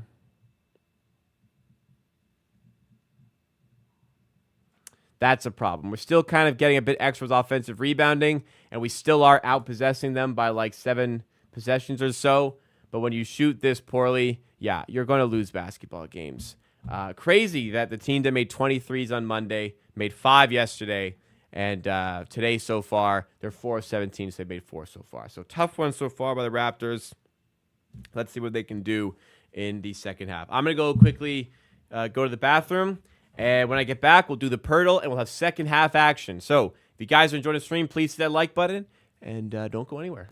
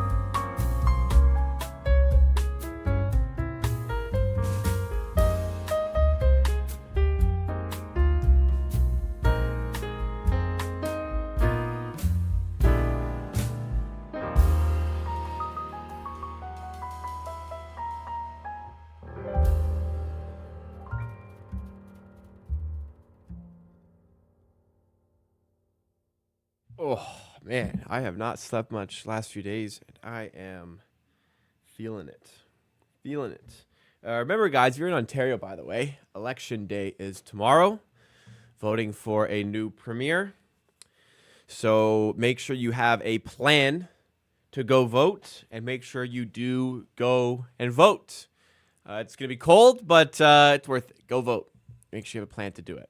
Make sure you do check where you are supposed to go vote so you know how you're going to get there and when you're going to get there tomorrow. I would like to do a video tomorrow, but if there's a long line at the polling station, I may have to delay it until Friday. We shall see. Yeah, sorry. Just talking to my fiance there who was just out a bit. Anyways, let's switch over to the Pirtle, shall we? I've been running good on these lately. I'm starting to figure this game out a little bit more.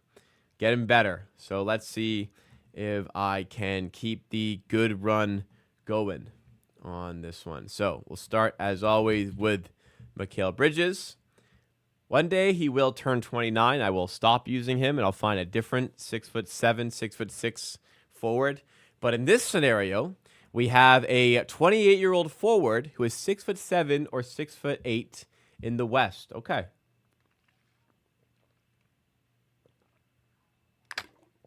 We do have something to work with. We have something to work with here.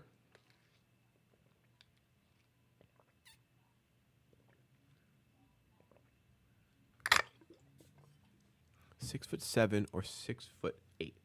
Pure forward. No guard, no center. Pure forward.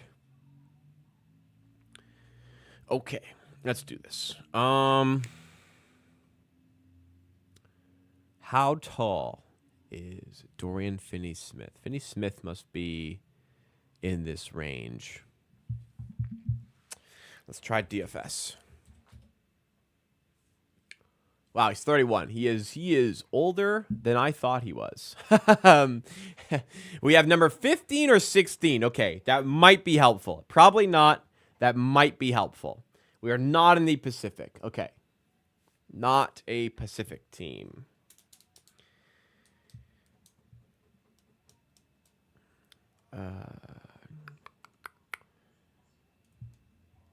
Maybe how oh no, Najee Marshall was number 13 because I watched the game yesterday. I was thinking Najee Marshall. Harrison Barnes must be like 29 by now. Harrison Barnes actually may not. Well, maybe he is 28 still. He was relatively young in the 2016 series against the Cavs. He must have been at least 22 there, which would make him, comfortably 30. So not Harrison Barnes here. Okay. Memphis. Pretty young team. Is there anybody older in the forward spots? I don't think so. I'm thinking like Santi Aldama. I don't know if he's 28 yet. But he's also been playing center this season, so I'm not sure if they would list him as a forward/center if we were talking about Santi Aldama here. Dylan Brooks comes to mind. I don't think Dylan Brooks is 28, though. Or, sorry, 6'8". The player we have is 6'8". I don't think Dylan Brooks is 6'8". He's like 6'6", I think. So, also, he's probably a guard forward, so I don't think it's him either. Portland. How old is Avdia now? Avdia was selected in the 2020 draft, I want to say, and he was really young, so it can't be him. There's no way he's 28. Nickeil Alexander-Walker, maybe. Is Jaden McDaniels already 28? Could be Jaden McDaniels. I think Nickeil Alexander-Walker was like number 3. Jaden McDaniels actually might wear 15. I'm going to try the better McDaniels brother. I think he could be 28. He's 24. Damn. He's really good for 24 years old. He wears number 3. It's not Minnesota anyways. Okay, so we are in the Southwest Division. I've run through all the Southwest teams. having unsuccessfully named the correct player here. So looking like this is going to be a bit of a longer one, everybody.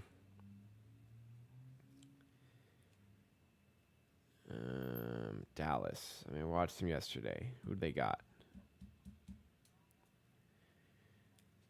Is it like going to be somebody fucky like Kessler Edwards or something?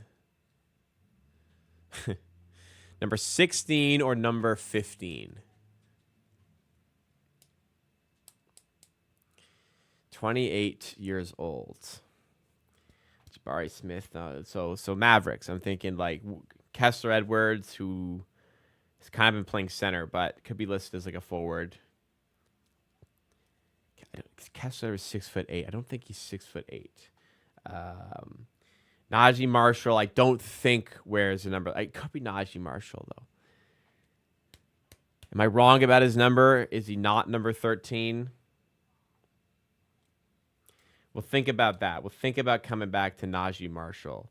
Rockets, I just can't think of anybody who fits this profile. Like, they're a very young team, 28 years old. I just don't remember anybody who would kind of fit that profile in the forward position on this team.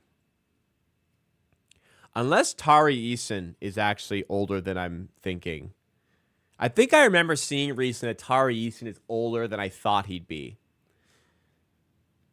I think Tari Eason's like 6'6", though. I don't think he's 6'8". So next guess will be Najee Marshall for now. Memphis, I can't recall a player fitting this description here again.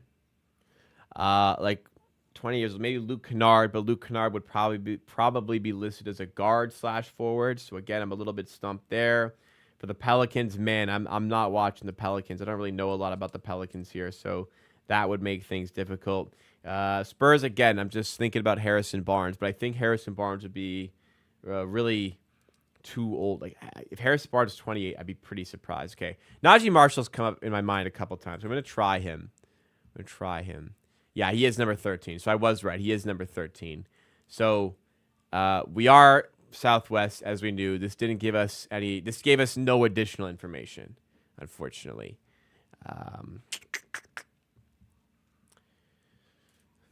No additional information makes this harder. Okay, number 15. I feel like Harrison Barnes does wear number 15, so I'm gonna do this just because I think that's his number. Or does he wear number 30? Maybe he wears neither. I'm pretty stumped, so I'll give Harrison Barnes a go. Number 40, so it didn't help us. Another guess that doesn't help us. Well, we now know it is either a Rocket, a Grizzly, or a Pelican. I'm going to just close this for a second to make sure the Raptors aren't back. They are back. Okay.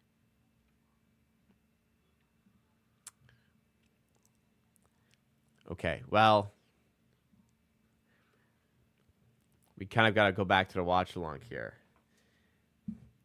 We have number 15 for sure. Number 15 for sure, because if he's 13 and within 2, it would be either 14 or 15. If he's 17 within 2, it's either 15 or 16. And the only overlapping number there is 15. So the player has to wear number 15 for this. So it's a Grizzly, it is a Pelican, or it is a Rocket. It just kind of just really stumping me. I don't know. I'm struggling here.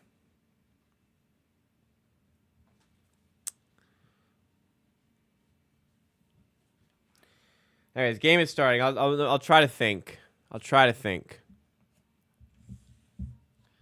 But I feel like I have all the information I need to get it. I just don't know who the player is.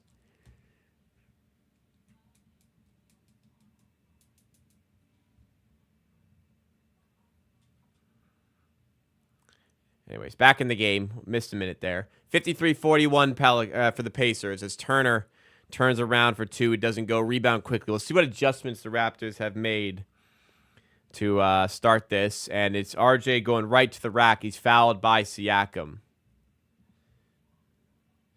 Let's try Santi Aldama. Santi Aldama's 7 feet tall. could have been comfortably convinced he is 6'8". Wow. Okay. Memphis player, though. It is a Memphis player.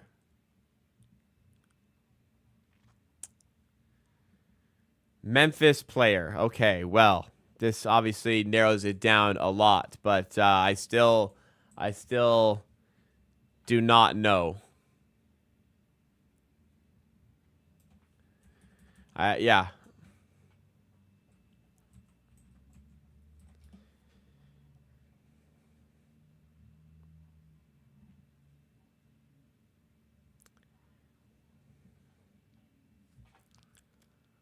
A forward. Brandon Clark would be a forward center. 28.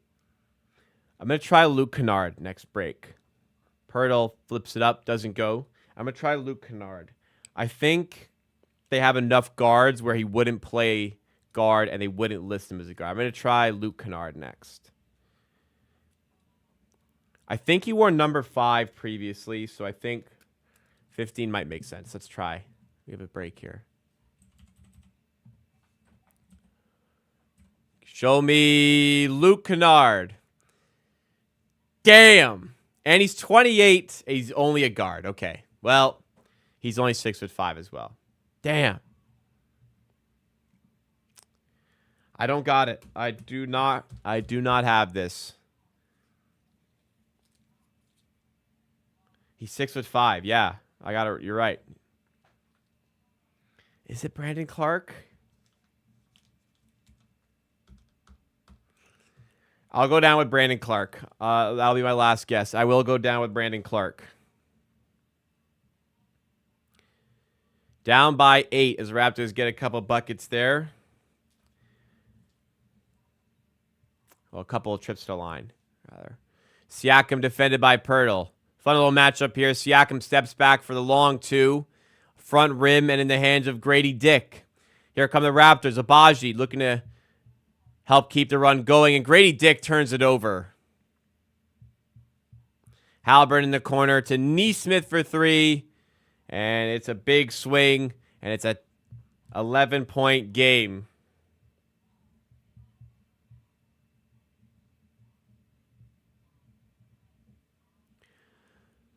Turnovers costing us.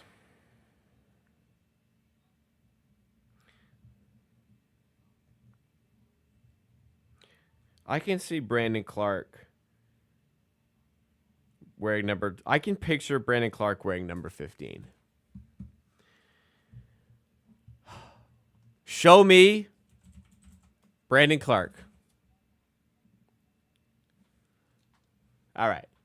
Took a little bit of time and a little bit of help, but at least we got it in the end. I'm pretty surprised Brandon Clark is not listed as a forward/center. But I guess he just hasn't played center this season. You know what? They have used Aldama as a center this year. So I guess that might be why, when it's like not easy to use Aldama. But I still am a little bit surprised there. Nonetheless, it was probably gettable. It was probably gettable. All right. Well, we got it. I think that's the first time I have gotten it in 8. Yeah, because typically if I don't have it at 8, I'm just not going to get it. But it kind of threw me off because I perceive Brandon Clark as a forward/center. But it's always, I got to know that the positions are always a little finicky for this thing.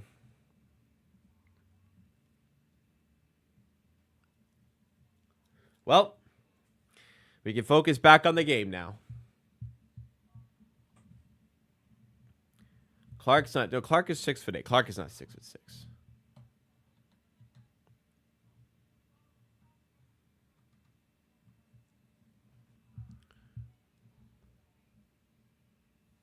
Well, I don't feel like much has changed from the Raptors to start the quarter here. They just don't have the players that are creating advantages.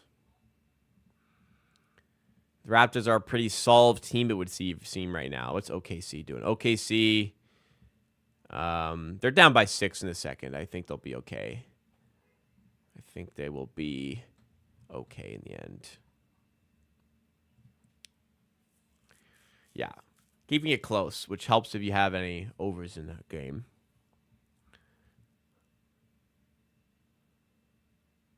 Zach Collins tearing it up for the fucking Bulls right now. In case you were wondering.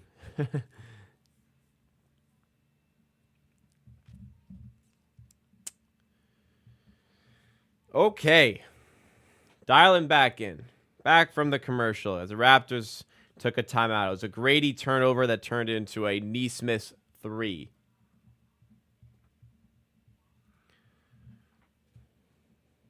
Four-game road trip begins here for Toronto. They're showing off. But we play the Bulls, then Orlando twice. So Orlando has been great. The Bulls are shit. Could be some wins. All right. Pirtle. Backing down Turner. Going with the left. Can't get the finish, but fights for the rebound and shovels it out to Barrett. Hand off to Quickly. His floater rolls around and drops. A much-needed bucket for Toronto. 56-47. Siakam to Turner. Now Halliburton. Taking it past Abaji, and it's deflected away by Abaji. Halliburton is convinced it should have been a foul, but he does not get the call. It is out of bounds for Pacers ball on the sideline. Reminder, if you're enjoying the stream, please make sure you do hit that like button to support the channel. Halliburton inbounds to Siakam, easy bucket.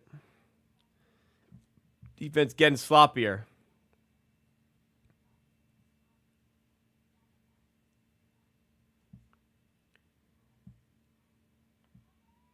The Raptors turned over again. What did I just miss there?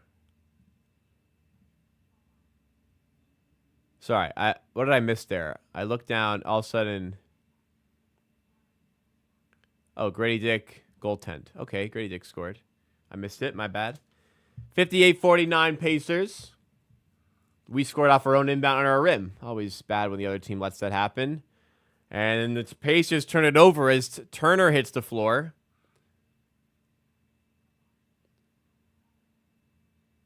Turner upset about the no call, but the Raptors have it down by 9. Quickly. Getting to the rim. All right. Just managed to fight through the contact from Nembhard for the and one. All right. Nice play. In the end, I didn't really like the way he took him on there, but hey, attacked with vigor, authority, aggression, and gets rewarded for it. Going up strong, as I say a lot. Go up strong. This team's fighting back, man. They don't give up. Down by 7 and quickly can make it 6 at the free throw line.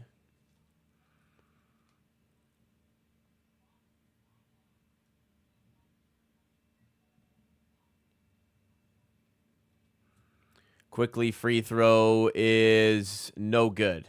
Our free throw shooting can't be good tonight. It's really bad on the season. 75% on the year. You should be low 80s as a team, but we're 75. We're actually, I think we're 74% from the line of the season. That is not good enough.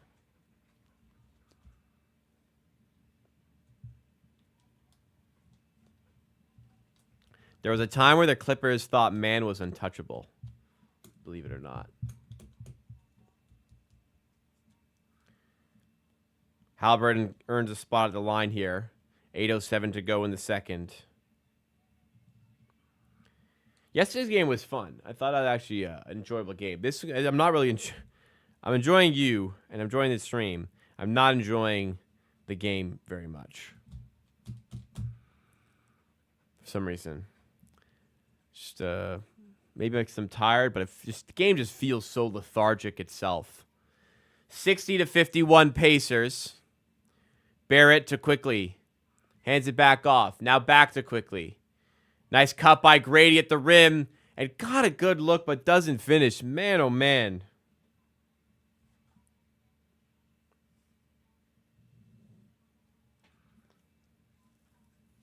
Grady's struggling, man. He's getting some looks. Like, he had a good little spell in the third, but, man, not making use of the looks he has afforded today.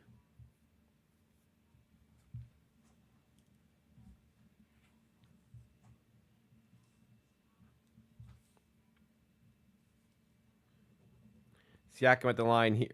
Pacers picking up a lot of fouls.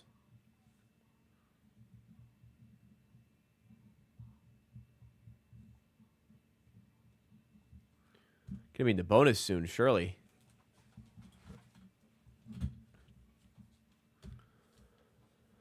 Siakam at the line for his second shot. And it does not go either. Both misses for Siakam.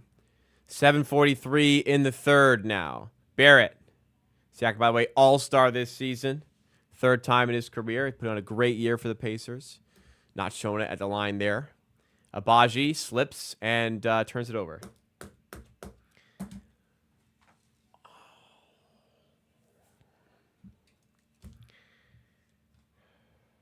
I want to go to bed. Come on, man. Wake me up, guy. Wake me up, Toronto. Let's play better than this.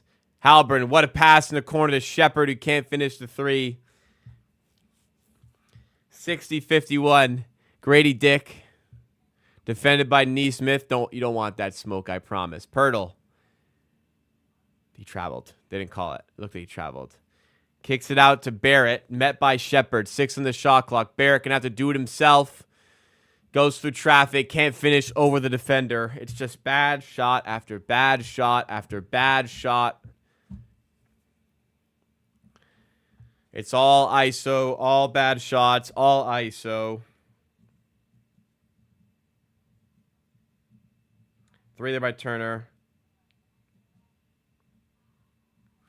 Are we able to do anything other than like one guy just runs to the rim and tries to score? There we go. Dump off to Pirtle. Floater's good. Fuck, they have Diaz out. Fuck. I got money on him. Bastard. Halliburton gets inside to the rim. Not enough resistance there.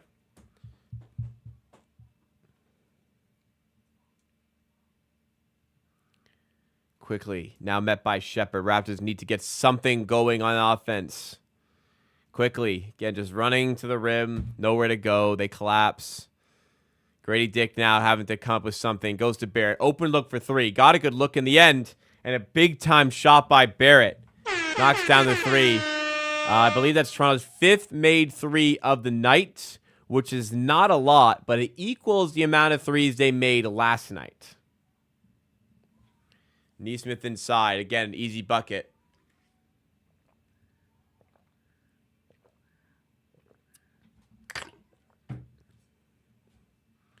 Abaji. Going to the rim and finishing.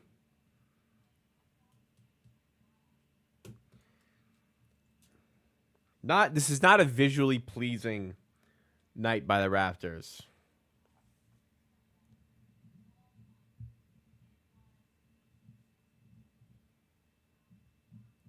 Very ugly offense by the Raptors. I mean, we're down by a 9. No need to forfeit. It's just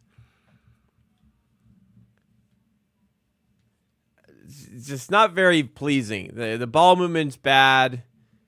None of the passes create advantages. It's just kind of trying to get to the paint where they collapse and take tough shots.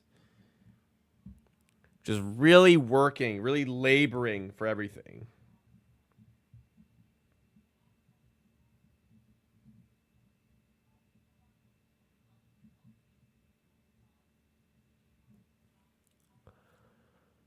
Tatum dropped Cade. Man, I'll find that later.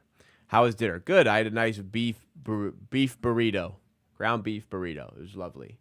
I love a good ground beef with like a homemade taco seasoning. Really tasty. I don't have enough beef tacos / burritos anymore because they're all chicken. But had chicken for lunch today, so I went beef for dinner. Friday, I might be feeling some 50% off Domino's pizza. Tell ya. I might wait till Saturday to do that. I don't know yet. But I may go for the pizza Friday. Maybe not. I will have some beers on Friday. That is confirmed. I'm gonna enjoy some beverages for the 8 p.m. game. I don't think note taking will be done for that game. We'll see. Maybe I will. Maybe I will.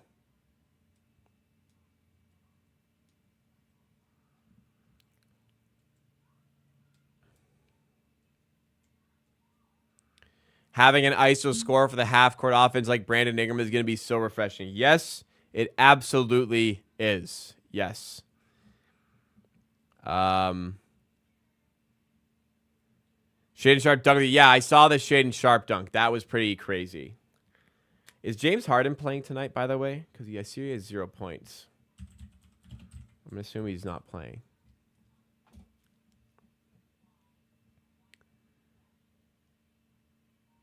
Oh, no, he's playing.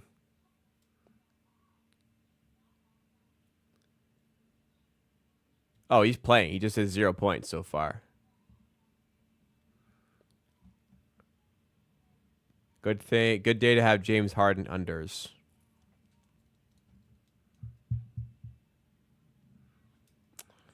Maybe I'll win something tonight.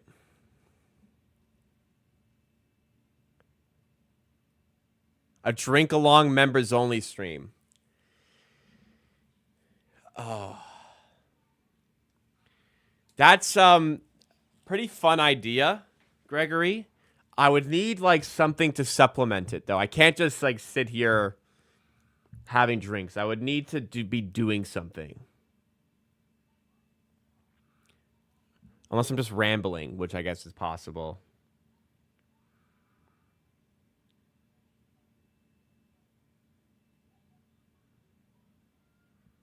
Jacoby Walter blocked in mid-range, gets it back, dumps it off to Robinson at the rim. Nice finish. Robinson's actually having a solid day here on both ends.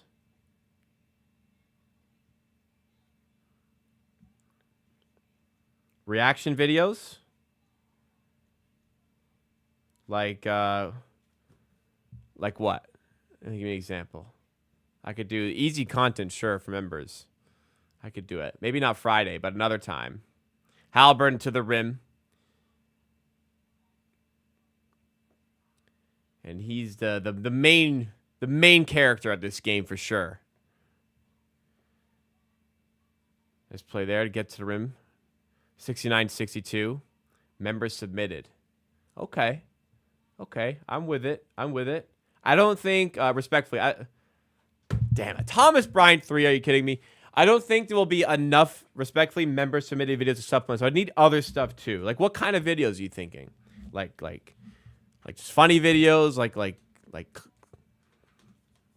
clips, or what? Like what are we talking here? You know,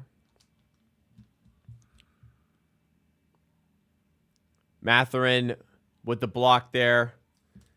Pacers still up 10, Toppin for 3. I feel like that was a key miss. Give the Raptors a break, but they don't get the rebound here, and the Pacers have the ball back. Songs, funny ones. Okay, yeah, I could do that. I could do something like that. It's a good idea. I'll ask for submissions, and I'll kind of get my own as well. Yeah.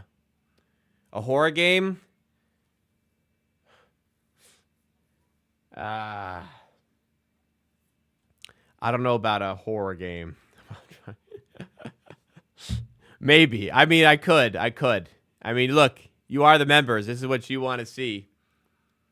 That game is pretty tricky. That's the thing about Dead Space. The game is kind of tricky, so I feel like me sober, I'm kind of struggling already. I did see Sentinel got packed. I hope they come back, man. Oh, Boucher. Sloppy turnovers, man.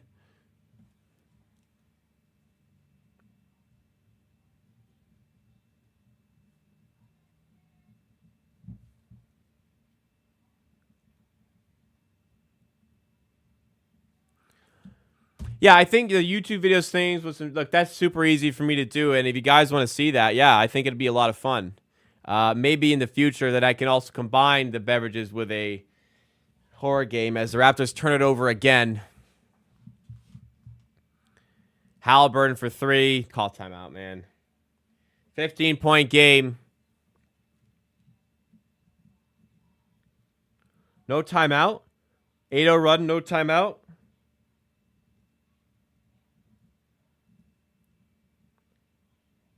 And we fucking turned it over again.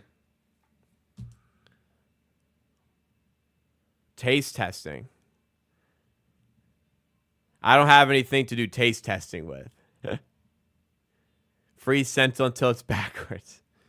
Horror games should be fun. We do them. We've done 4 of them already. We're 4 episodes into our Dead Space horror game playthrough for members. I'm doing them when I can. In the corner to top in for 3. No good. Raptors not turn over the ball challenge impossible. Comes at a time when Quickly and Barrett both off again. Amenti. What's Amenti? I've never heard of that.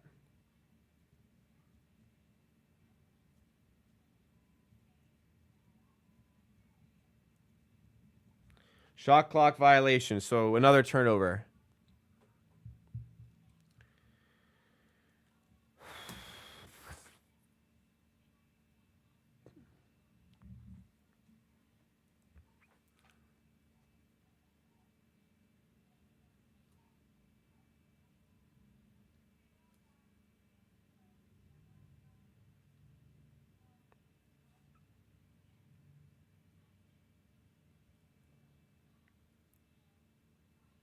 There's just no ability to initiate anything right now for the Raptors.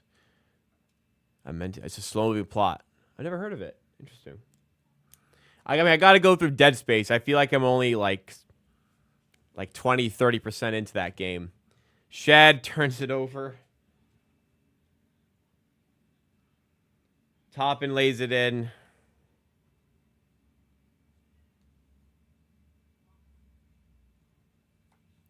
Tenno run. Sentinel is truly like the best at what they do. They have found such a perfect level of believability to the stories they put out, and their Photoshop game is fantastic. So they've combined being really good at Photoshop with putting out extremely believable stories that are still crazy but believable enough. 81-64. This game's fucking cooked, man. You turn the ball over 8 times a quarter. Like I said in the first quarter, we are getting saved by the possession battle. How are we only down 2 after the first quarter? Is what I said. Boucher, corner 3. No. And then still couldn't initiate anything on offense second quarter.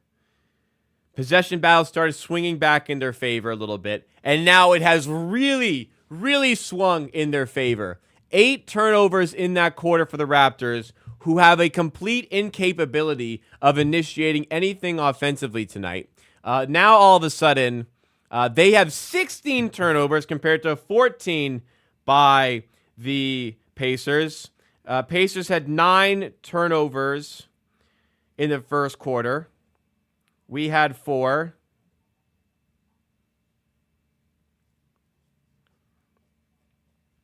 Now we have 16, and they have 14. So they have 5 since the first quarter. We have 12. We had 8 specifically in that quarter. So when the only thing in this game that was saving you was your possession battle because you're shooting 40% from the field, well, now you're turning the ball over way too much and they're killing you. They're just passing on the perimeter. They're just dribbling out the clock. There not enough screens, not enough movement, and they got nothing they can do here. Nothing they can do to score. 3 of 10 for Barrett, 4 of 10 for Baji, 3 of 8 for Grady, 4 of 9 for Quickly. Thankfully, Pirtle's, only 4 of 7. But yeah, not getting anything here. 5 of 19 from 3. They're 11 of 32 from 3. They're 31 of 61 from the field. We have no answer for Halliburton. They're just absolutely crushing us now because we cannot keep the ball and we cannot score when we do keep the ball.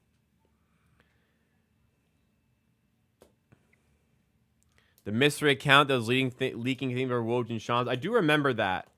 There was some inaccuracies. They kept taking their account down. I don't know what ended up happening there. Maybe part of it was luck. Yeah, NBA Central was still good. Man, the They made that post that the Mavericks were not going to allow Mavericks jerseys or Luka Doncic jerseys in the arena, and Colin Cowherd picked it up and talked about it on his show, so he got sentled. The entire fucking Kardashian community, fan base, whatever you want to call it, picked up on. They put like a fake Kim Kardashian comment under Luka Doncic arriving at with the Lakers, saying like she's gonna learn Slovenian, and then Luka basically saying like no thanks or something, and that went crazy viral. So many like Kardashian pages picked that up, and then because the comment never existed, then everyone started commenting on that original post saying, "Oh my God, I can't find the comment. Did she delete it because she was embarrassed?" Like, no, it was fake. Sentil is amazing. And what's also good about Sentil, as the Raptors turn it over again,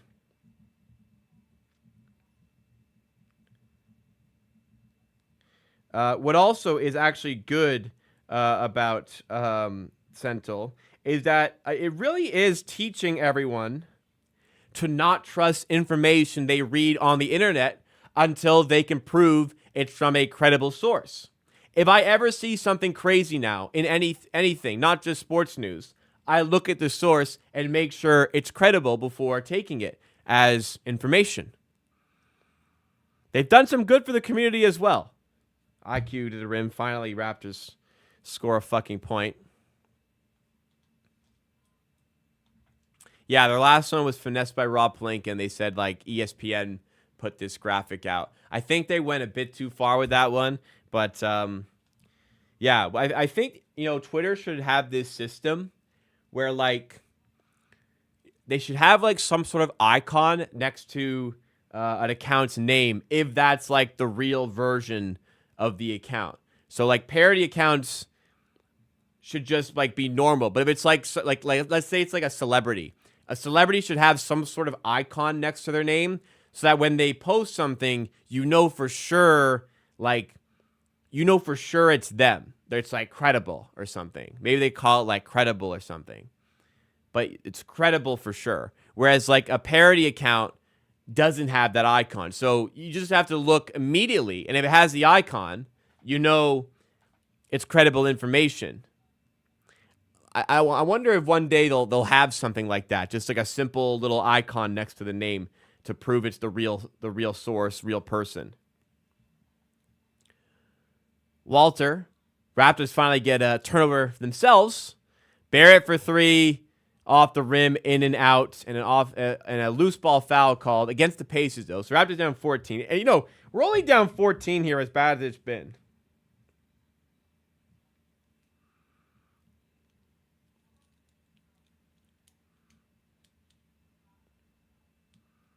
Boucher rocking the TMNT kicks again. Branningham really likes the rain jackets, huh? Oh, actually, I don't know if he's wearing it today. I thought I saw a photo of him wearing it. Maybe not.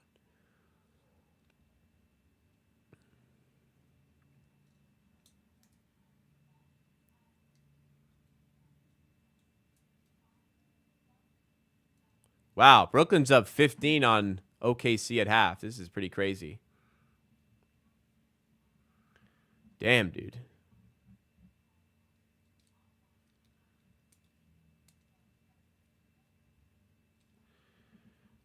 That would be one of the biggest upsets in NBA history in like single game context.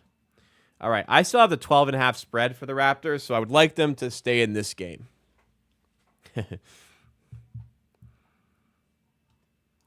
Things are trending in that Orwellian direction. There's a good topic for a new member stream. What do you mean by that? Like 1984? I read that book. I think everybody read that book. Like misinformation stuff? I don't know. I just think it'd be easy to have an icon next to a Twitter handle so you know it's the real person. So you could verify that's the real account. The real account. OKC still favored. No, they're not. No way. The icon. What does that have to do with George Orwell?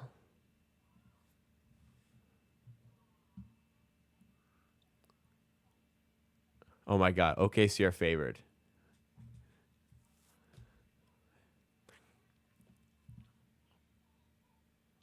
Oh, icon. The EYE. Oh. I have read the book, I promise. I don't know if that's, I can't remember if that's in it. Interesting. Maybe we're going that direction, huh? OKC are favored, yes. I mean, I'm not watching the game. I really want to fucking smash Brooklyn money line right now, and take my chances. I get them, plus I get them. They just have to keep a 15-point lead in the second half.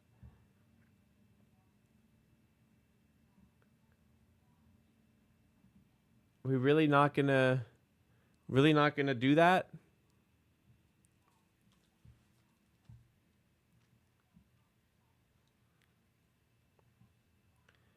Another turnover.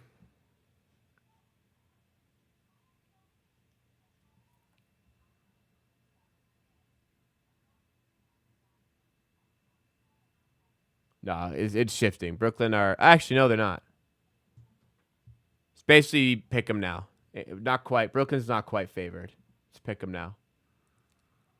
Oh, sorry. OKC not quite favored. RJ to the rim here though, and it is a 12-point game. No, I'm not gonna bet that one. Pistons are for real, man. Real enough to lose first round, but they're real enough to make the playoffs.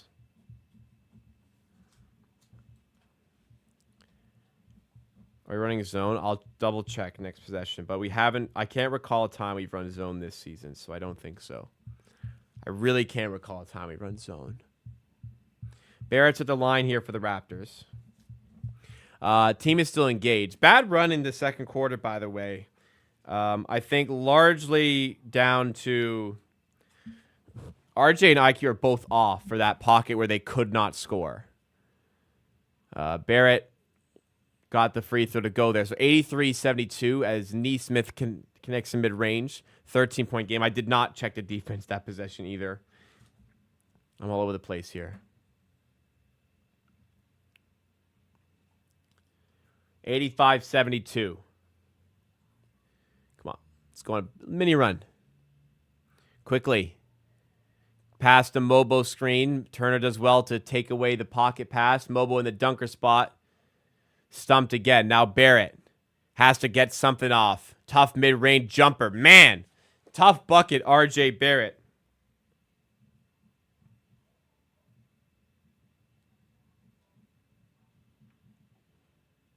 Not a zone. Not a zone. Nesmith. Pass outside. Stolen by Mobo. 3-on-1. Mobo to the rim. That's goaltending. Yep, goaltending. Count the bucket. Raptors within 9. Back into single digits here with 8:49 to go. And then the Pacers laser a pass forward and score. Why is nobody playing defense? That is pathetic, man. Oh, that's pathetic. Quickly. Going past Shepard, loses the handle, but it turns into a really good pass by accident right in the hands of Mobo. I have the plus 12.5 for the Raptors here. So we're teetering right around that number at the moment. Halliburton. Pass deflected away. Turner has it. Going to the rim and is fouled. A chance to put this back to double digits for Indiana.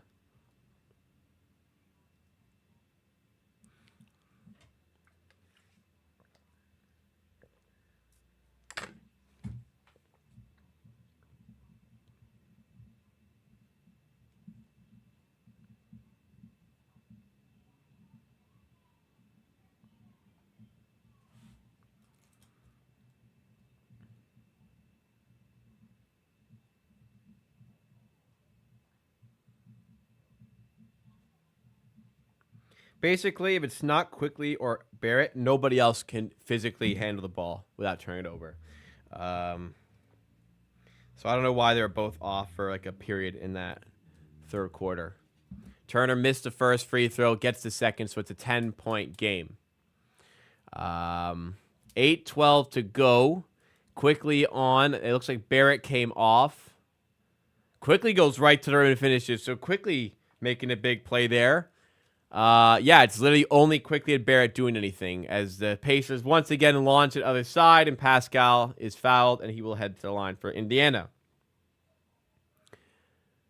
I mean, I guess they want Barrett to finish the game, and they give him a minute or two here, but that is it. It is Quickly, and it is Barrett, or it is nothing for Toronto.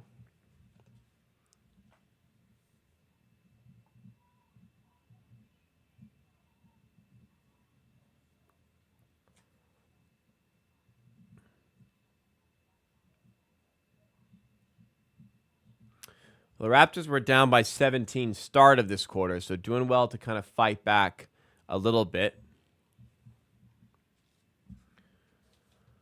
Siakam at the line, gets both to drop, back to a 10-point game. At least I thought. No, he missed the first, sorry. So it's a 9-point game. My apologies.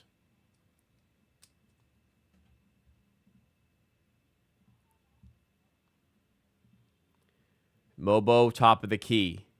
Looking for a pass, puts it on the floor, going to the rim.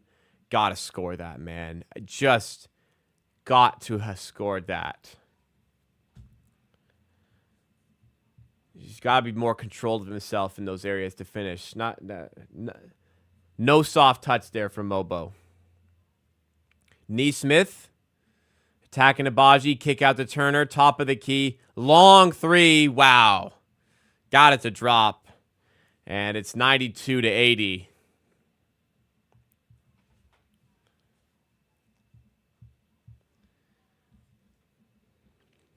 $7:14 to go. Quickly, step back on Shepherd. Got some separation. Nice play there. Al Williams loves that, man. Oh, yeah. Shoot over top of defender mid-range. Hell yeah, brother.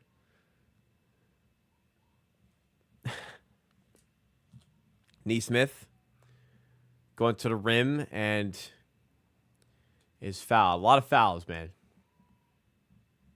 Pirtle benched. Probably something to do with minutes. He also might finish the game. We'll see. He'll probably come back in and get like 28 to 30 minutes still, which is like normal for Pirtle.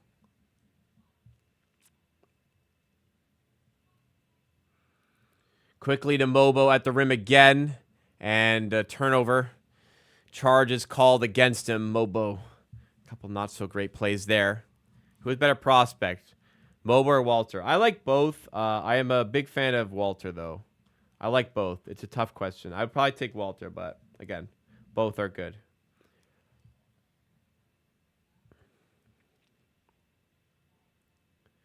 Halliburton to Siakam.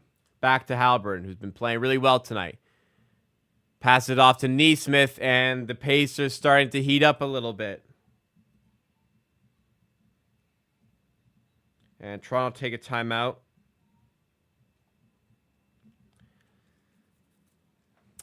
Indiana kind of pulling back away a little bit.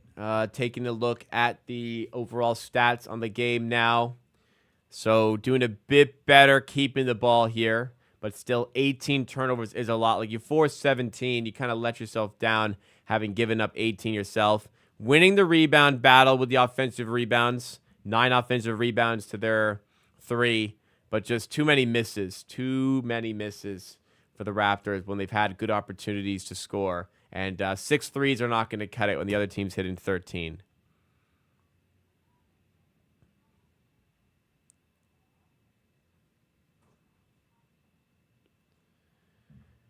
I noticed Mobile gets most of his minutes at the 5. Would you like to see him play more with another big? I personally wouldn't. I think Mobo's game, because he's not much of a floor spacer. Like, he's been hitting a couple threes lately, but not much of a floor spacer. I just think you give up a little bit too much on offense. You have Mobo in there with somebody like Pirtle. So to me, I kind of hope Mobo does excel as a small ball center moving forward. Or I think you have to have a big who can space the floor if he's playing at the 4, which the Raptors do not have at the moment. So Mobo either has to get more of an offensive game, or the Raptors need to get us another player who can shoot as a big. And I think then Mobo at the 4 minutes make more sense. But for now, I do like him at the 5. I think he's a good defender. He's very disruptive, active hands. Kind of can get bullied sometimes on the inside, which I think we're seeing a bit here today. But for a rookie, he's much further along than I expected him to be at this point, I'd say.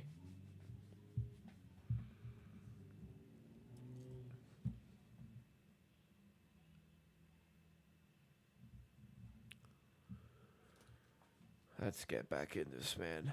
Down by 13. Come on, man.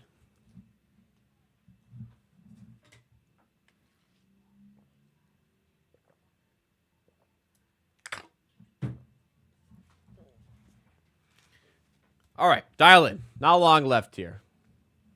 Quickly's had a good quarter, man. Up to 8 of 13.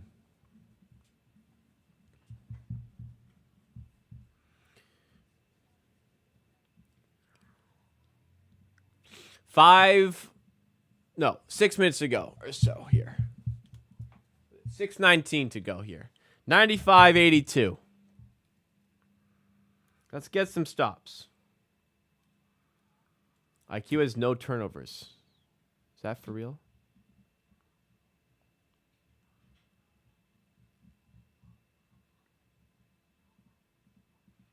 Wow. Of all the turnovers, IQ has none of them. Impressive.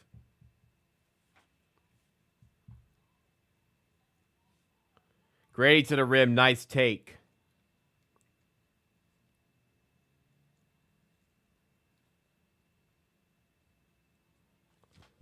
Siakam going at Grady. Got the switch and finishes easily. Grady just no resistance there on defense. Does Mo remind me of Draymond? Yeah, there's hints of Draymond in there. Very, very Draymond light. Very light, but there's a little bit of flashes, I guess.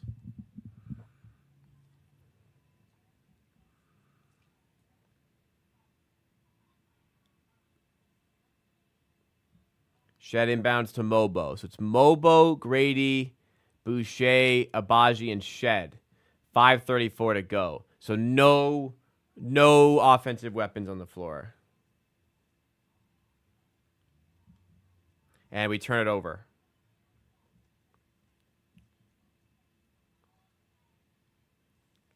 Immediate turnover when they both come out. Why are they both on the bench?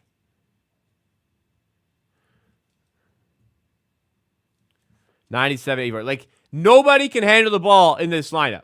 Nobody can initiate an offense in this lineup.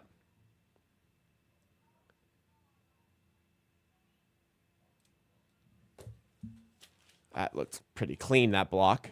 Nobody can initiate. Like, they literally had like a lineup like this out in the third, and they got fucking destroyed because nobody can handle the ball. Nobody can initiate an offense, and nobody can score. Why would you ever have a single minute where Barrett and Quickly are both on the bench? Like, Quickly's a -3 tonight, despite all this shit. I don't understand. Like, it didn't work in the third. Why are we doing it again?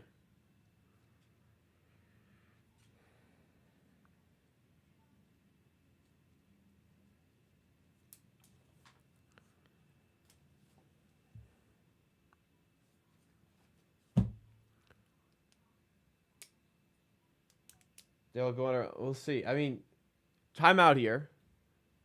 Because Pacers are challenging this. The speed at which this challenge has been done would suggest they have won their challenge here. By the way, Raptors are the worst team in the NBA on challenges. Confirmed.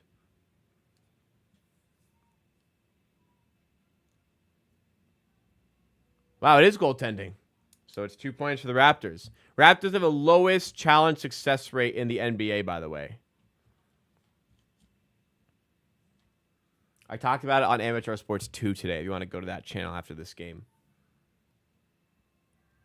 So let's see the replay here. So Mobo. Yeah, he's right. It wasn't a cylinder. Okay. Solid.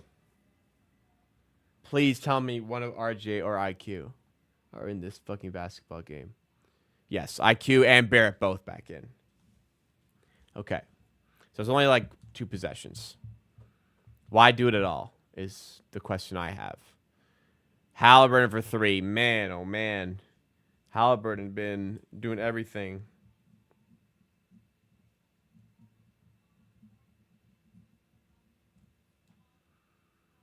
Barrett kicks out to quickly. Can he respond with a 3 of his own? He cannot. Raptors down 14.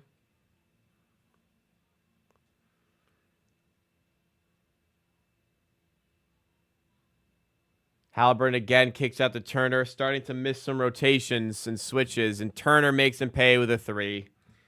Yeah.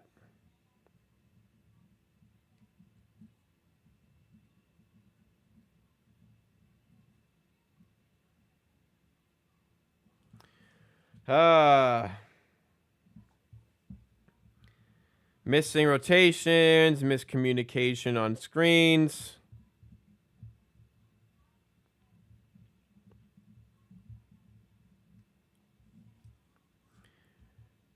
Turner's 5 of 5 from 3. We have 6 as an entire team. Halliburton 7 of 9 from 3. Fuck, man.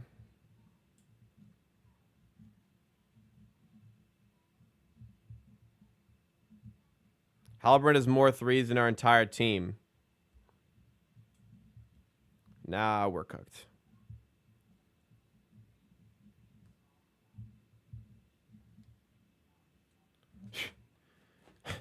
We have less 3s today as a team than Tyrese Halliburton. Like, hopefully, it's very apparent what this team needs in the offseason. Because, like, the guy missing tonight isn't going to help you hit 3s, right? The guy that's out tonight, he is not going to help you with this problem.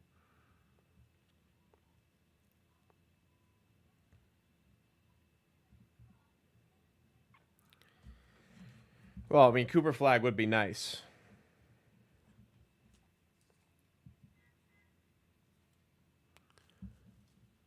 Yeah, Ingram would have been nice tonight.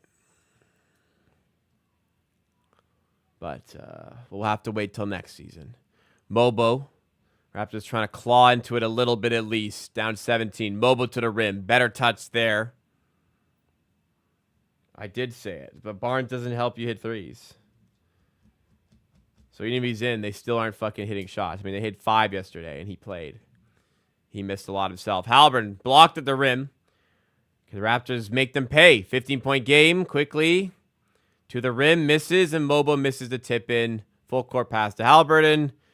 Throws it down 17 again. All right, I need them to cover 12.5. I don't need them to, but it'd be nice if they cover 12.5 here. Need a 5-point swing in the last 3 minutes.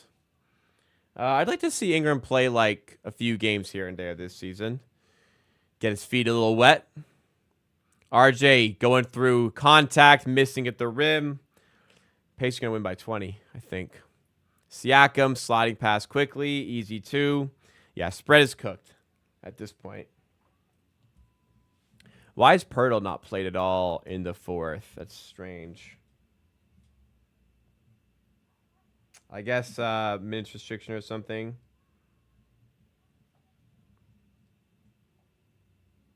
Rick Carlisle timeout.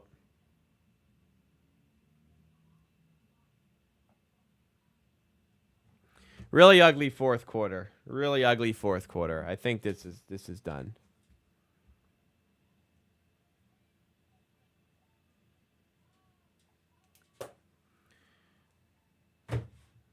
Just gonna stop writing notes now. I do think it's possible Ingram plays. I do think it's possible he doesn't play as well, but he can play. Almost 7 of 10.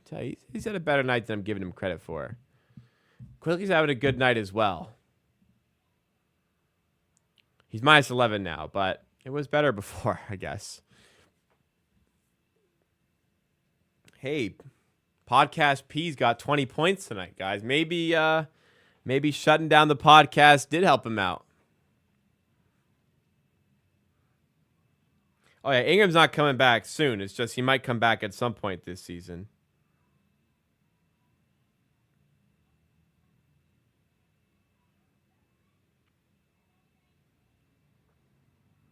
Podcast P on 20 points, folks.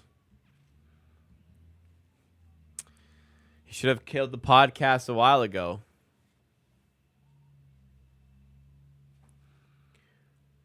Howard is 12 of 50, dude.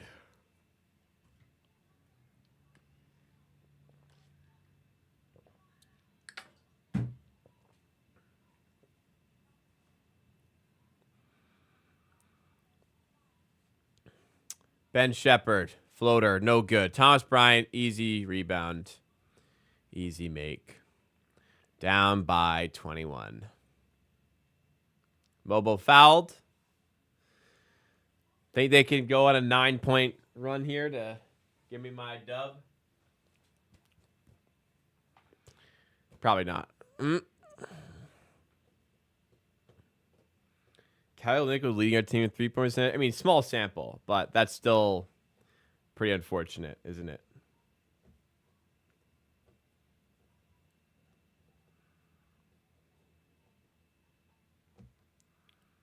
I wouldn't worry about Embiid. I don't think Raptors are trading for Joel Embiid. I don't think anybody's traded for him.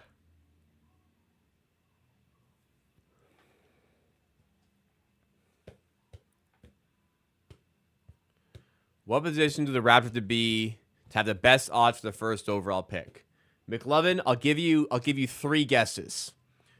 What do you think is the position that provides you the best odds?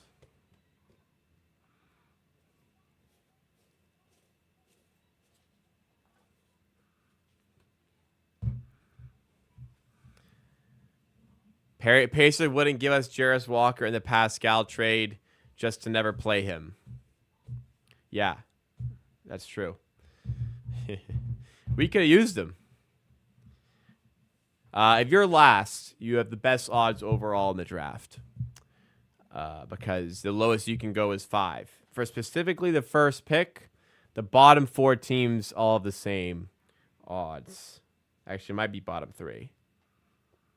But I'm pretty sure it's bottom 4. No, bottom 3 all have 14% chance. It might be bottom 4, but anyways.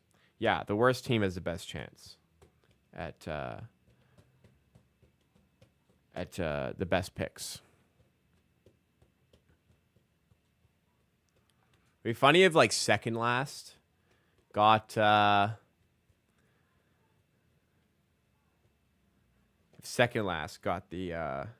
first overall pick, or what if like the bottom 2 teams in the NBA had to play like a playoff game for like the draft pick? Nah, because then like the players wouldn't give a shit.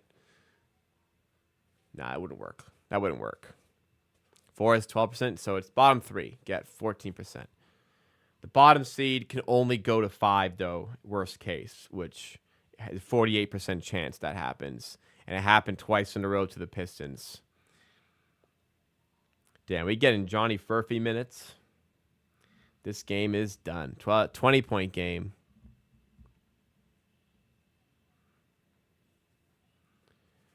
And offensive foul call against Thomas Bryant. It's a formality at this point. Can we hit 3 threes in a row so I win my bet? I had a good number. I can't be upset. Raptors do have the 5th worst record currently, but the schedule is about to lighten up quite a bit. Mobo for 3. No.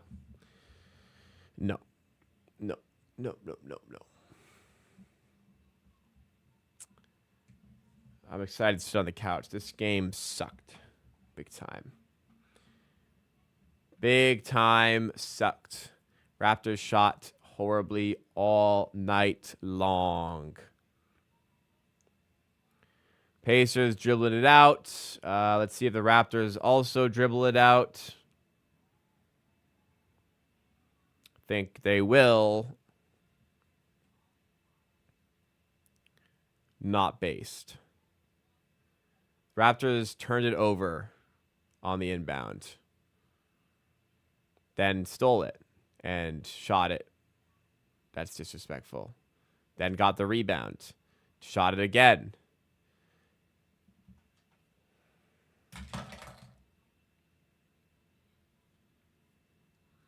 Yeah, because our fucking 3-point percentage wasn't already fucking bad enough. Just throw another 2 misses on there for no reason in the last possession of the fucking game. Oh.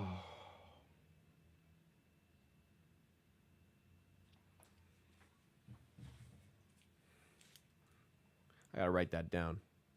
2 meaningless threes to end the game. Both missed.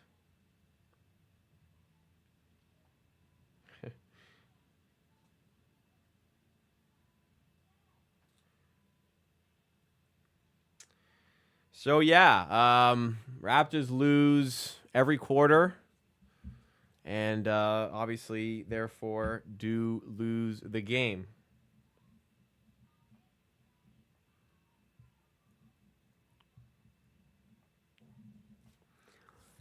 All right. This is going to be a tough post-game show because this was a really, really bad game of basketball played by the Raptors. They were, from the first minute to the last minute to the very last second, actually, this was very bad by the Raptors. Let's talk about why in tonight's post-game show. So the news before the game was that Scotty Barnes are going to be out with a hip contusion, which obviously, losing your top guy is a problem. Losing one of your creators is a problem when you have so little creators. But, we've had earlier games in this season where RJ Barrett has played really well as the lead creator, has had some interesting pick-and-roll partnership developing with Jakob Poeltl. So, I thought there was a chance here for the Raptors to stay in the game a little bit more. And in the end, maybe they did stay in the game, but throughout the game, they did not play well. They seriously did not play well, like anywhere, honestly.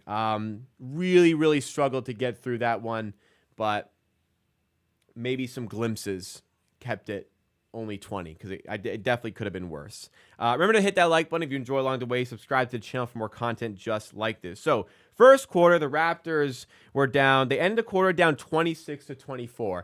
And honestly, it was astonishing that they were only down by 2 points because they were playing so horrifically. They were shooting 40.7% from the field. They were 1 of 8 from 3. The team that hit 8 threes in a row to end the game on Monday, hit 20 threes in that game as a whole on Monday, hit 5 threes yesterday against the Celtics, and hit 6 threes in this entire game. 6 threes made in this entire game. But in the first quarter in particular, they made 1 of 8. They were 11 of 27 from the field, so shooting terribly. The Pacers were shooting like 50% from the field in the first quarter, but they turned it over so much. And the Raptors got more offensive rebounds. The Pacers had 9 turnovers in the first quarter. The Raptors only had 4. The Raptors also had 4 offensive rebounds. The Pacers had 1. So the Raptors were dominating the possession battle, but still were losing because they were playing so poorly on offense. Like, they had RJ Barrett, they had Emmanuel Quickly, but if it wasn't them, like, nobody else was doing anything as far as creation is concerned. RJ just essentially was playing iso ball the entire game, trying to make things happen on his own. It didn't really work out. He ends up going 5 of 15 overall in this game, 1 of 6 from 3, as we see here. Quickly struggled up until the fourth quarter, but we will get to the fourth quarter. Pacers started the second quarter, continuing to turn over the ball, and the Raptors eventually took a 28-26 lead. I think that might have been their only lead of the game. And then more of these difficult possessions started to kind of arise up. Raptors started to struggle. Pacers started to kind of be a little bit more better at not turning over the ball. And once the possession battle started to swing in the other direction, and it did swing in the other direction on turnovers, the Pacers started to really roll a little bit in this game. Halliburton was great throughout. He started to heat up a little bit. He was 12 of 15 in this game, 7 of 9 from 3. The Raptors just really struggled to stop him. When he went in the paint, they converged. They gave him kickouts. Miles Turner went 5 of 5 from 3. Halliburton, in the end, had 11 assists with his 33 points. So Halliburton absolutely dominated here. I felt like defensively, though, we limited the Pacers in the second quarter to a certain degree. They only scored 25 points in the second quarter. I know Halliburton was playing well, but we only scored 17. So the offense just was not there. And that continued to the second half. There was just nothing the Raptors could do to create advantages. And as a result, they were just super inefficient all through the game. Like, they were not creating any advantages whatsoever, but still were able to kind of keep in the game with a little bit of with a little bit of defense, able to go on a little bit of a run to start the third quarter when the Pacers started turning over the ball a little bit more. But when they were not getting bailed out by Pacers turning the ball over, the Raptors absolutely stunk in this game. Then, when it was kind of closer, because they were turning over the ball, the Raptors made the horrific decision to sub out Immanuel Quickley and RJ Barrett for a few minutes. They did it in the second quarter, but only did it for 30 seconds. In the third quarter, it was it felt like 12 minutes, but it was probably only a couple minutes without RJ Barrett and Immanuel Quickley on the floor. And every possession was basically a turnover or a terrible shot, because nobody could handle the ball without turning it over. Nobody could do anything. Nobody could handle the ball. It wasn't RJ Barrett or Immanuel Quickley. And I get the Raptors aren't very good. They've made trades. Barnes without injured. But if that's the case, why would you take off Barrett and Quickley at the same time when those are the only two guys that can literally do anything? So, and when I say they could not score, they could not score. The Pacers made it a 15-point game. They went on an 8-0 run. Raptors shooting 40% from the field. 8 turnovers in that quarter specifically. So that possession battle that was saving the Raptors, well, now it was kind of going back in the Pacers' favor, because the Raptors in the end turned the ball over in this game 21 times. The Pacers, by contrast, only turned over. They turned over 20. They turned over a lot as well. But when you had that working for you and then you give it back to them, it's a problem. So even though we get 11 more offensive rebounds, and in the end we do probably maybe slightly edge the possession battle. It was just so bad offense for the Raptors, couldn't do anything. I'll give them credit. Even in the fourth quarter, they were engaged, trying to make plays. RJ Barrett and Immanuel Quickley put a little bit of a run together. Quickley had a pretty good fourth quarter, and in the end, he goes 8 of 15 with 18 points. But the problem was in the end here that they weren't able to do enough on their own, and they had pretty much no help. Then it got sloppy, missing rotations, miscommunications on screens. Like I said, Halliburton shot the shit out of it from 3. 7 3-pointers for Halliburton in this game, 7 of 9. The Raptors' entire team shot 6 of 27 from 3. So when one player on the other team has more threes than your entire team, you're probably not going to win that basketball game. No Pirtle in the fourth quarter as well, which was strange. I guess he was on a minutes restriction, but the game was kind of summed up in the end. The Pacers tried to dribble out the clock. They let the shot clock expire. Then the Raptors on the inbound to dribble out the clock, presumably. And the police are here because of how bad this was, if you hear those sirens. The Raptors tried to inbound the ball so they could too run out the clock, and then turned it over. Then the Pacers turned it back over. So, Raptors getting a steal when the Pacers were trying to run out the clock. And then Grady Dick shoots a 3 when the Pacers were already trying to run out the clock and misses. And then the Raptors get the rebound, and Grady Dick gets the ball back and shoots another 3 and misses. So, just to make it even worse, because we didn't miss enough threes tonight, Grady Dick misses 2 not only meaningless, but probably also disrespectful threes to end the game. That was comfortably one of the worst games they've played this season. And Barnes is pretty important, I'd say, on both ends of the floor But still, this was horrifically played. This was horrifically coached. Rotations were at times mind-boggling bad. This was a bad game. Thankfully, we probably won't see as many bad games on the horizon because the schedule is about to get a whole lot easier for the Raptors. They get Chicago in Chicago next up on Friday. Chicago suck. Orlando are struggling. We get them twice, both away from home.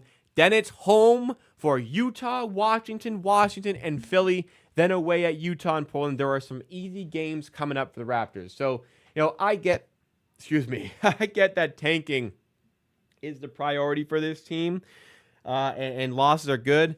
But I want a little bit more of a fight than what the Raptors produced tonight.